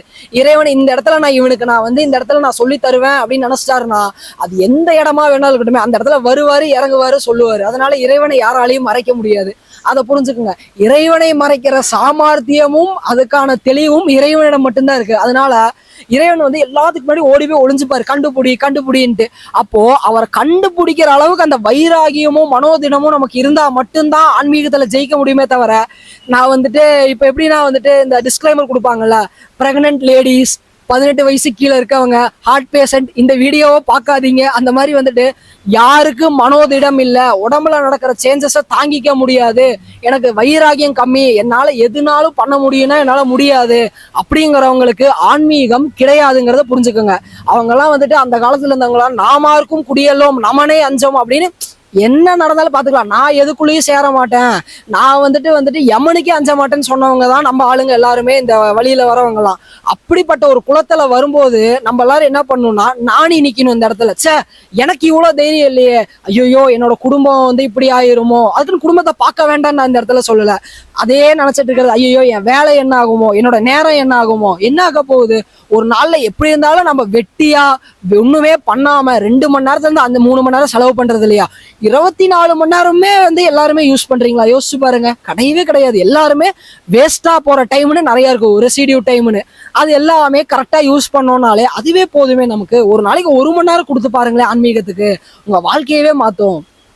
அந்த 1 மணி நேரம் ஆன்மீகத்துக்குள்ள இருக்கிற ஆர்வத்தினால 1 2 ஆகும், 2 3 ஆகும், 3 6 மணி நேரம் வரைக்கும் வந்து நிற்கும். ஏன் 6 மணி நேரம் வரைக்கும்னா, என்னால வந்துட்டு இதுக்கு முன்னாடி இருக்க நிலைகள்ல இருக்கும்போது என்னால 6.5 மணி நேரத்துல இருந்து 7 மணி நேரம் ஒரு நாளைக்கு ஆன்மீகத்துக்காக ஒதுக்க முடிஞ்சதுன்னா உங்களால ஏன் முடியாம போகுது? அதுக்கான சூழ்நிலையும் இந்த பிரபஞ்சம் உங்களுக்கு ஏற்படுத்தி தரும். அதையும் நான் அந்த இடத்துல வந்து சொல்ல கடமைப்பட்டிருக்கேன். அதனால வந்துட்டு ஆன்மீகம் அப்படின்னா வந்துட்டு நிறைய பேர் வந்து ஃப்ரீ நான் வந்து இந்த இடத்துல ஒன்று சொல்றேன் என்னன்னா, ஒரு சில கிளாஸஸ்க்கு வந்து பெய்டு கிளாஸஸ் வச்சா அது பெய்டாக தான் இருக்கும் அந்த இடத்துல. ஏன் அப்படின்னா ஒரு குறிப்பிட்ட சில காரணங்களுக்காக அந்த இடத்துல என்னமோ நீங்க கொடுக்குற அந்த அமௌண்ட்டை வச்சுதான் நம்ம அடுத்தடுத்த நிலைகளுக்கு போகணும், அடுத்தடுத்த அதெல்லாம் தேவையில்லை. போதிய காசு நம்ம கிட்ட இருக்கு. இறைவன் வந்து நமக்கு தேவைப்படும் போது எல்லா நிலைகளையும் நமக்கு மட்டும் இல்லை, நம்ம ஸ்டூடெண்ட்ஸுக்குமே அவங்களுக்கு தேவைப்பட்டதா அந்த இடத்துல அவங்களுக்கு அந்த பண உதவியும் சரி எல்லா உதவியும் வந்து நிற்குங்கிறத கண் கூட வந்து ப்ரூவ் பண்ணி காட்டியிருக்காங்க எல்லாருமே. பட் அதுக்கான ஃபீட்பேக்ஸ் எல்லாம் நான் வந்து வெளியே கொடுக்க மாட்டேன். மற்றவங்க மாதிரி இதை ப்ரமோட் பண்ணி நம்ம ஒரு பெரிய இதாகணுங்கிற அவசியமே நமக்கு கிடையாது இந்த இடத்துல. அதனால தயவு செய்து இனிமேல் ஃப்ரீயா கொடுக்குறாங்க அப்படின்னா போயிட்டு சிவனையே என் கண்ணு முன்னாடி பார்த்த மாதிரி இருக்கு, நீங்க தான் என் குரு, இறைவனே இறங்கி வந்த மாதிரி இருக்குன்னு இறைவனை வந்து மனுஷனோட ஒப்பிட்டு கேவலப்படுத்தாதீங்க யாரையுமே. தயவு செய்து நம்ம கமெண்ட்ஸ்லயுமே வந்துட்டு அந்த மாதிரி என்னைக்குமே போட்டுறாதீங்க. அது எனக்கு சுத்தமா என்னைக்குமே பிடிக்காதுங்கிறத இந்த இடத்துல தெரிஞ்சுக்கிறேன். இது சொல்றேன் நான் அந்த இடத்துல. இதுக்கு முன்னாடியே 2 பேரும் அந்த மாதிரி கமெண்ட் போட்டாங்க. அப்போதைக்கு அந்த கமெண்ட்டை நான் டெலீட் பண்ணி விட்டுருவேன். அது தேவையில்லாத வேலை அதெல்லாமே. அதனால தயவு செய்து ஆன்மீகத்துக்கு தேவை என்னன்னு பாத்தீங்கன்னா உங்களோட மனமும் மன வலிமையும் மனோதைரியம் தான். இறைவனை போய் அடையிற வைராகி எனக்கு இருக்குன்னா மட்டும் அவனுக்கு மட்டுமே இறைவன் வெளியே வருவாரே தவிர வேற எல்லாத்துக்குமே இலை மறை காயாகவும் ஏட்டு சொரு காய் கறிக்கு உதவாதுங்கிற மாதிரி இந்த இறைவன் இருப்பாருங்கிறத தெரிஞ்சுக்கோங்க இந்த இடத்துல. அடுத்த கேள்வி. இப்போ அடுத்த கேள்வி, இப்போ வந்து எல்லாரும் என்ன சொல்கிறாங்க, எல்லாரும் என்ன கேட்குறாங்க உங்களை பார்த்தப்பன்னா, இவர் பார்க்க வந்து ரொம்ப சின்ன பையன் மாதிரி இருக்காரு, இவருக்கு வந்து ஆன்மீகத்தில் என்ன அறிவு இருக்க போகுது அப்படின்னு கேட்குறாங்க. சில பேர் வந்து தோற்றம் அப்படிங்கிறத வச்சு முடிவு பண்ணுறாங்க, சில பேர் வயசு அப்படிங்கிறத வச்சு முடிவு பண்ணுறாங்க. இப்போ ஆரம்ப காலத்தில் வந்து நானுமே உங்களை பார்த்தோன்னா என்ன நினச்சேன்னா, இவர் பார்க்க இவ்வளோ சின்ன பையனாக இருக்காரு, இவர் வந்து என்ன பண்ணிடுவார், என்ன தான் பண்ண முடியும், இவருக்கு இந்த வயசு என்ன இருக்க போகுது. ஏன்னா நம்ம வந்து இத்தனை வருஷமாக பெருசாக தாடி வச்சுட்டு 60 வயசானவங்க 70 வயசானவங்க வந்து ஆன்மீகத்தை பற்றி பேசினா நான் இதை பண்ணிடுவேன் அதை பண்ணிடுவேன்னு சொன்னால் நம்பிட்டு இருந்தோம். ஆனால் அவங்க எதுவும் பண்ணி காட்டல. ஆனால் வந்து நீங்கள் இந்த சின்ன வயசில் இவ்வளோ விஷயம் பண்ணுறீங்க. இப்போ நம்ம நிறைய கிளாஸஸ்லையுமே வந்து நீங்கள் பண்ணுறதெல்லாம் பார்க்கும்போது எப்படி இந்த வயசில் இது பண்ண முடியுது அப்படின்னு இருக்கு. இப்போ இந்த கேள்வி, வயசு அப்படிங்கிறத வச்சு ஆன்மீகத்தை மெஷர் பண்ணுறவங்களுக்கு நீங்கள் என்ன சொல்ல விரும்புகிறீங்க? நல்ல கேள்வி. முதல்ல வந்து ஆன்மீகத்துக்கு வந்து வயதுங்கிறது தடையே கிடையாது. ஏன் இப்படி சொல்கிறேன் அப்படின்னு பார்த்தீங்கன்னா எல்லாருமே வந்து ஒரு என்ன மென்டாலிட்டி ஃபிக்ஸ் பண்ணிட்டாங்கன்னா 60 வயதிற்கு மேலதான் ஆன்மீகம்னு ஃபிக்ஸ் பண்ணிட்டாங்க. ஆனா உண்மையாலுமே வந்து பாத்தீங்கன்னா இந்த பருவ வயது அப்படிங்கறதுதான் வந்துட்டு சரியான வயது. எனக்கு வந்து ஒரு சில சமயம் திருஞான சம்பந்தரை பார்த்தா பொறாமையா இருக்கும். ஏன்டா இப்படி சொல்றேன்னு கேட்டீங்கன்னா அவருக்கு 3 வயசுல இருந்து 12 வயசுக்குள்ள இந்த ஞானம் அப்படிங்கிறது கிடைச்சிருச்சு. வள்ளலார் 12 வயசுலயே வந்துட்டு அந்த நிலைகளை ஆரம்பிச்சிட்டாரு. எனக்கு இந்த இடத்துக்கு வரக்கு இவ்வளவு நாள் ஆயிருக்குங்கிறத நினைச்சு நான் என்னைக்குமே வந்து வேதனைப்படுவேன், பொறாமப்பட்டிருக்கேன் இது வரைக்கும். இப்ப எனக்கு இந்த மெட்டீரியலிஸ்டிக் வேர்ல்டு இப்படிதான் வந்து இந்த உலகத்துல மனுஷங்க இருப்பாங்க இப்படிதான் இருக்குன்னு தெரியறதுக்கு முன்னாடியே என்னோட உள்நிலை ஆராய்ச்சி என்னோட ஆன்மீக வாழ்க்கை அப்படிங்கிறத நான் ஆரம்பிச்சிட்டேன். இப்ப எனக்கு வயசு வந்து 24 ஆகுது. உங்களுக்கு ஷாக்கா இருக்கு, என்னடா இந்த பையனுக்கு 24 வயசு தான் ஆகுதுன்னு. ஆமாங்க, எனக்கு 24 வயசு தான் ஆகுது. ஆனா நான் வந்து இந்த ஆன்மீக வாழ்க்கைக்குள்ள வந்து 10 வருடங்களை கடந்து ஒரு 11 வருடங்களுக்குள்ள வந்துட்டு நான் பயணிச்சுட்டு இருக்கிறேன். எனக்கு ஏற்பட்ட அனுபவங்கள் அப்படிங்கிறது வந்துட்டு நிறைய விஷயங்கள் இருக்கு. அதை பத்தி பேசுனா ஒரு வீடியோவே நமக்கு தேவைப்படும். பட் அனுபவங்களை நான் வெளியே சொல்றது இல்லை, அது தேவையில்லாத விஷயம். இப்போ நம்மளோட தத்தாத்திரேயர் எடுத்துக்கோங்களேன். அவர் சொல்லுவாரு எனக்கு வந்துட்டு இத்தனை குருமார்கள் இருந்தாங்க அப்படின்னு சொல்லுவார். அவர் என்ன சொல்லுவாரு, ஒரு சின்ன தேனி வண்டுல இருந்து ஒரு யானையில இருந்து ஒரு பஞ்சபூதங்கள் எல்லாமே அவருக்கு குருவா வந்துட்டு அவர் பார்த்தாருன்னு சொல்லுவார். அப்ப அவர் எவ்வளவு பெரிய மனிதரா ஒரு ஞானியா இருந்தாலும் ஒரு சின்ன சின்ன விஷயங்களுக்குமே வந்து அவர் குருவா பார்த்தாரு. அந்த மனப்பான்மை ஒருத்தனுக்கு என்னைக்கு வருதோ அன்னைக்கே வந்துட்டு அவனுக்கு வந்து ஆன்மீகம் அப்படிங்கிறது ஆரம்பிச்சிருச்சுங்கிறத தெரிஞ்சுக்கோங்க. உட்காந்துட்டு நான் வந்துட்டு 60 வயது வரைக்கும் நான் வெயிட் பண்ணணும், எல்லா குழந்தையெல்லாம் பெத்து எடுத்ததுக்கு அப்புறம் உலக வாழ்க்கையை முடிச்சுட்டு தான் நான் ஆன்மீகத்துக்குள்ள போகணும்னா ஒண்ணுமே முடியாது. ஏன்னா இப்ப இருக்கிற காலகட்டத்துல 60 வயதுங்கிறது பாதி மனிதர்கள் மரணத்துக்குள்ள போற வயசா மாறிட்டு இருக்குது. அதனால இப்ப 60 வயசுக்கு தான் நீங்க ஆன்மீகத்தை ஆரம்பிப்பீங்கன்னா உங்க கையில தான் நான் விட்டுறேன், நான் எதுவும் பண்ண முடியாது. இப்போ என்னன்னு பாத்தீங்க அப்படின்னா சித்தர்களுமே என்ன சொல்லுவாங்கன்னா இந்த பருவ வயதுல வந்துட்டு எவன் ஒருத்தர் ஆன்மீகத்துக்குள்ள வந்து தேர்ச்சி ஆகிறானோ அவனுக்கு கன்ஃபார்மா வந்து மரணமில்லா பெருவாழ்வு கிடைக்கும் அப்படிங்கிறது சத்திய வாக்கு. ஏன்னா இந்த வயதுலதான் அந்த ஒரு வைராகியம் மனோதிடம் எப்படி வேணாலும் நம்ம உடம்ப மாத்தி அமைச்சுக்கலாம். உடம்புல ஏற்படுற பல வேதனைகளை தாங்கறதுக்கான ஒரு மன வலிமை சக்தி. அதே மாதிரி பாத்தீங்கன்னா குறிப்பா ஆன்மீகத்துல நம்ம விளையாட போறது நம்ம ஹார்மோன்ஸோடய நம்ம எனர்ஜியோடையும், அந்த ஹார்மோன்ஸ் எனர்ஜி பீக் டைம்ல இருக்கிறது இந்த வயது காலகட்டத்துலதான். ஸோ இந்த வயதை முறையாக யூஸ் பண்ணோம் அப்படின்னா ஆன்மீகத்தில் நம்ம நினைச்சு பார்க்க முடியாத அளவான உயரத்துக்கு நம்ம போய் எட்டி அடைய முடியும். நான் இந்த விஷயம் எல்லாமே பார்த்தீங்கன்னா 3 வருஷத்துக்கு முன்னாடியே பேச ஆரம்பிச்சிருக்கலாம். என் கூட இருந்தவங்களுக்கு தெரியும், அப்பவே எனக்கு சில நிலைகளை வந்து நான் தாண்ட ஆரம்பிச்சேன். ஆனால் அப்போ எனக்கு வந்து அந்த முழுமையான ஒரு தகுதி நிலையை நான் பேசலாம் அப்படிங்கிறது எனக்கு வரல. நான் வந்துட்டு நான் முடியவே முடியாது, என்னால் பேச முடியாது அப்படின்ட்டேன். ஏன் இப்போ பேசுறேன்னா, எனக்கு இவங்க உணர்த்தி நீ பேசலாம், இந்தந்த விஷயங்களை பேசுறதுக்கு நீ தகுதியான ஆள், இந்தந்த விஷயங்களை நீ சொல்லி தரலாம் அப்படின்னு சொன்னதுக்கு அப்புறம் அப்பவும் நான் வேண்டாம், என்னால் முடியாது, இன்னும் கொஞ்ச நாள் போட்டும் அப்படிங்கிறத என்னோட ஒரு விவாதமாக இருந்துச்சு இவங்க கிட்ட. ஆனால் இல்லை நீ பண்ணணும் அப்படிங்கிறதுக்கு சில சமிக்கைகளையும் சில விஷயங்களையும் அந்த ப்ராக்டிக்கலாக நடத்தி காட்டினாங்க எல்லாத்துக்கு முன்னாடியும். அதுக்கப்புறம் தான் சரி நம்ம இதில் நம்ம பண்ண வேண்டிய நேரம் வந்துருச்சுன்னு ஆரம்பித்தேன். ஆனால் இப்போ எல்லாரும் என்ன பண்ணுறாங்கன்னா, நான் ஒரு 10 வருடம் 12 வருடமாக எல்லாத்தையும் பார்த்து எக்ஸ்பீரியன்சஸ் பண்ணி எல்லா பக்கமும் பார்த்துட்டு வந்து தான் உங்களுக்கு எல்லாத்தையும் சொல்லித்தரேன். ஏன்னா நம்ம கிளாஸோட குவாலிட்டி எப்படி இருக்குங்கிறது அட்டன் பண்ண எல்லாத்துக்குமே தெரியும். அட்டன் பண்ணவங்க வந்து தாராளமாக கமெண்ட்ஸில் சொல்லுங்கள் எந்த மாதிரி இருந்துச்சு அப்படிங்கிறது. அப்போதான் மற்றவங்களும் தெரிஞ்சுப்பாங்க. இப்போ இந்த மாதிரி வந்து சொல்லி தரும்போது வயதை வந்து நீங்கள் காரணம் காட்டி நீங்கள் சிரிக்கலாம். ஆனால் ஒரு 2-3 பேர் வந்துட்டு 2-3 வருஷத்துல வந்து என்னமோ ஆன்மீகத்துக்குள்ள வந்து 2-3 வருஷத்துல எல்லாம் தெரிஞ்சு அவங்க உருவாக்குன சீடர்கள் அடுத்த 1 வருஷத்துல அடுத்து எல்லாத்தையும் தெரிஞ்சுக்கிட்டு வெளியே சொல்லித்தராங்க அப்படிங்கும்போது 10,000 20,000 சார்ஜ் பண்ணா ஓ பெரிய ஆளுப்பா அவர் அதை பண்ணா இது நடக்குது அப்படிங்கிறது எனக்கு எந்த வருத்தமும் கிடையாது. உங்களெல்லாம் பார்க்கும்போது தான் எனக்கு வந்து சிரிப்பாகவும் மன வருத்தமாகவும் இருக்கு. ஏன்னா ஒருத்தர் வந்துட்டு இப்ப நான் வந்துட்டு எதுக்கு இந்த இடத்துல இதை சொல்றேன்னா, எனக்கு தலைகணமோ ஹெட் வெயிட்டோ கிடையாது. ஆனா ஒரு 60 வயது ஒரு 60 வருஷம் ஒருத்தர் ஆன்மீகத்துக்குள்ள என்ன நிலைகளை வந்து பார்ப்பாங்களோ, என்ன எக்ஸ்பீரியன்ஸ் பண்ணுவாங்களோ, அது எல்லாமே நான் இந்த 10 வருஷத்துல வந்து எக்ஸ்பீரியன்ஸ் பண்ணியிருக்கேங்கிறது சொல்றதுல எனக்கு எந்த விதமான வருத்தமும் கிடையாது. அதே மாதிரி எனக்கு தலைகணமும் இந்த இடத்துல கிடையாது. ஏன்னா தலைகணம் இருந்தா இவங்க என்ன பண்ணுவாங்கன்னு எல்லாத்துக்குமே தெரியும். அதனால நம்மளை எல்லா விஷயத்துலையும் பொறுமையா வந்து பட்டி டிங்கரிங் பார்த்து சித்தர்கள் சொல்லுவாங்க இல்லையா, உடம்புலையும் மனதிலையும் குறிப்பிட்ட சில மாற்றங்கள்லாம் ஏற்படணும். எல்லா மாற்றங்களையும் பார்த்து இன்னும் மாற்றங்கள் போயிட்டு தான் இருக்கு நமக்குமே. இப்போதைக்கு வந்து நான் ஒரு சில விஷயங்களை வெளியே சொல்லி தர மாட்டேன். ஏன்னா அதுக்கான அந்த ஒரு தகுதி பக்குவ நிலை வரும்போது அப்போ அதை வெளியே சொல்லி தருவேன். இப்போ எனக்கு எந்த அளவுக்கு கொடுத்துருக்காங்க, இப்போ இதெல்லாம் சொல்லி கொடுத்தாலே அவனால இன்னொருத்தனாலே அடுத்த நிலைக்கு போக முடியும்னு இருக்கு இல்லையா, அதை மட்டும்தான் நான் சொல்லி தருவேனே தவிர இப்போ மற்றவங்க வந்து என்கிட்ட இது சொல்லி கொடுன்னு கேட்டாலும் நான் கண்டிப்பாக சொல்லி தர மாட்டேன். ஏன்னா எனக்கு அந்த நிலைக்கு சொல்லி தரணுங்கிற அனுமதி வரணும். அப்பதான் என்னால அந்த விஷயங்களை வந்து சொல்லித்தர முடியும். அதே மாதிரி பார்த்துக்கிட்டீங்க அப்படின்னா வந்துட்டு யாராவது வந்துட்டு உங்க வீட்லயே சரி இல்லை வந்து வெளியே யாராவது ஆன்மீகத்துல வந்து சின்ன வயசுல வந்து வராங்க அப்படின்னா அவங்கள முதல்ல டிஸ்கரேஜ் பண்ணாதீங்க. இதுவே மிகப்பெரிய பாவம். எல்லா அப்பா அம்மாவுக்குமே நான் சொல்லிக்கிறேன். இல்லை உங்களோட பிரதர்ஸ் சிஸ்டர்ஸ் இருக்காங்க அப்படின்னா கிண்டல் பண்றதோ ஏளனமா பேசுறதோ தேவையில்லை. ஆக்சுவலி இவங்கெல்லாம் தான் உங்களை பார்த்து சிரிச்சு ஏளனமா பேசணும். ஏன் அப்படின்னு பார்த்தீங்கன்னா, இவ்வளோ வயசாகி நம்ம இந்த பூமிக்கு வந்தது எதுக்காகன்னு தெரியாம ஆடி பாடிட்டு ஆடி பாடினா தேவையில்லாத விஷயங்களோட மிங்கிள் ஆகிட்டு மன வருத்தமாயி டிப்ரெஷன் ஆங்ஸைட்டி, இப்போ வந்து பார்த்தீங்கன்னா லவ் பிரேக்கப் இல்லைன்னா லாஸ் இதுக்காக வருத்தப்பட்டுட்டு சூசைட் பண்ணுறது நிறைய பேர், இல்லை ஆல்கஹாலுக்கு அடிக்ட் ஆகிறது நிறைய பேர். இந்த மாதிரி இல்லாமல் ஒருத்தன் தெளிவான பாதையை சூஸ் பண்ணுறாங்க, நீங்கள் தான் வந்துட்டு அவனை பாராட்டணும், நீங்கள் தான் வந்துட்டு நானி நிற்கணும். என்னால் இது முடியலையே அப்படிங்கிறது. இப்போ பார்த்தீங்கன்னா வந்துட்டு சரி தோணலாம் இந்த வயசுலேயே ஆன்மீகமா அப்படின்னு. ஆனால் இதுக்கான வேர் அப்படிங்கிறது பார்த்தீங்கன்னா இதற்கு முன்னாடியே என்னோட சில பிறவிகள் அப்படிங்கிறது எல்லாத்துக்கும் நிகழ்ந்துருக்கும் இல்லையா. மறுபிறவிங்கிறது வந்து முற்பிறவிங்கிறது வந்து சூடோ சயின்ஸ் கிடையாது, ப்ராக்டிக்கலா இருக்குது இந்த இடத்துல. அந்த நேரங்கள்ல நான் எந்தெந்த மாதிரி இருந்திருப்பேன், என்ன நிலைகள்ல நான் இருந்திருப்பேங்கிறது எனக்கு தான் தெரியுமே தவிர என்னோட குருமார்களுக்கு தெரியுமே தவிர வெளியே எல்லாத்துக்கும் நான் சொல்லணும் நான் பாஸ்ட்ல அப்படி இருந்தேன் நான் இதை பண்ணேன் இதெல்லாம் நான் என்னைக்குமே சொல்ல மாட்டேன். அதே மாதிரி வந்துட்டு உட்காந்துட்டு காவி வேட்டி கட்டிக்கிறது, கழுத்து பூரா ருதாட்ச மாலை பட்டை, இந்த மாதிரியும் நான் வரமாட்டேன். என்னோட தோற்றம் அப்படிங்கிறது இப்படிதான் இருக்கும். இதுல உண்மையான ஆன்மீகத்தை தேடுறீங்க. ஏன்னா இப்ப நான் பேசுறதுலயே வந்துட்டு உங்களுக்கு தெரிஞ்சிருக்கும் எந்த அளவுக்கு ஆன்மீகத்தோட ஆழத்துல நான் இருப்பேன், எந்த அளவுக்கு ரிசர்ச் பண்ணிட்டு இருக்கேன்.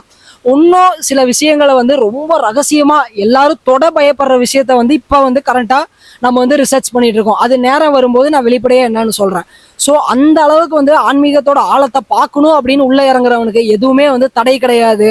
இறைவனோட அருள் இருக்கும்போது பிறந்த குழந்தை கூட ஞானியா வரும் அப்படிங்கறத தெரிஞ்சுக்குங்க. அதுக்கான காலகட்டமும் அடுத்தடுத்து வந்துகிட்டு தான் இருக்குது. அதனால வந்துட்டு வயது அப்படிங்கறத வச்சு எடை போடுறீங்கன்னா ஆன்மீகத்துல முதல் கட்டமே நீங்க தோத்துட்டீங்க அப்படிங்கறது தெரிஞ்சுக்குங்க. ஏன்னா ஆன்மீகத்துக்கு நிறம், மொழி, இனம், அப்புறமா வந்துட்டு வயது, தோற்றம் இது எதுவுமே தடை கிடையாது. மனசுல தத்தாத்திரேயர் ஞாபகம் வச்சுக்கோங்க, அவர் எந்த மாதிரி குருக்களை வந்து பார்த்தாரு அப்படிங்கறது. ஸோ இதுதான் இது போதும். இந்த கேள்விக்கு வந்து என்னோட இந்த பதிலே போதுமானதா இருக்கும் அப்படிங்கிறத நான் நம்புறேன்.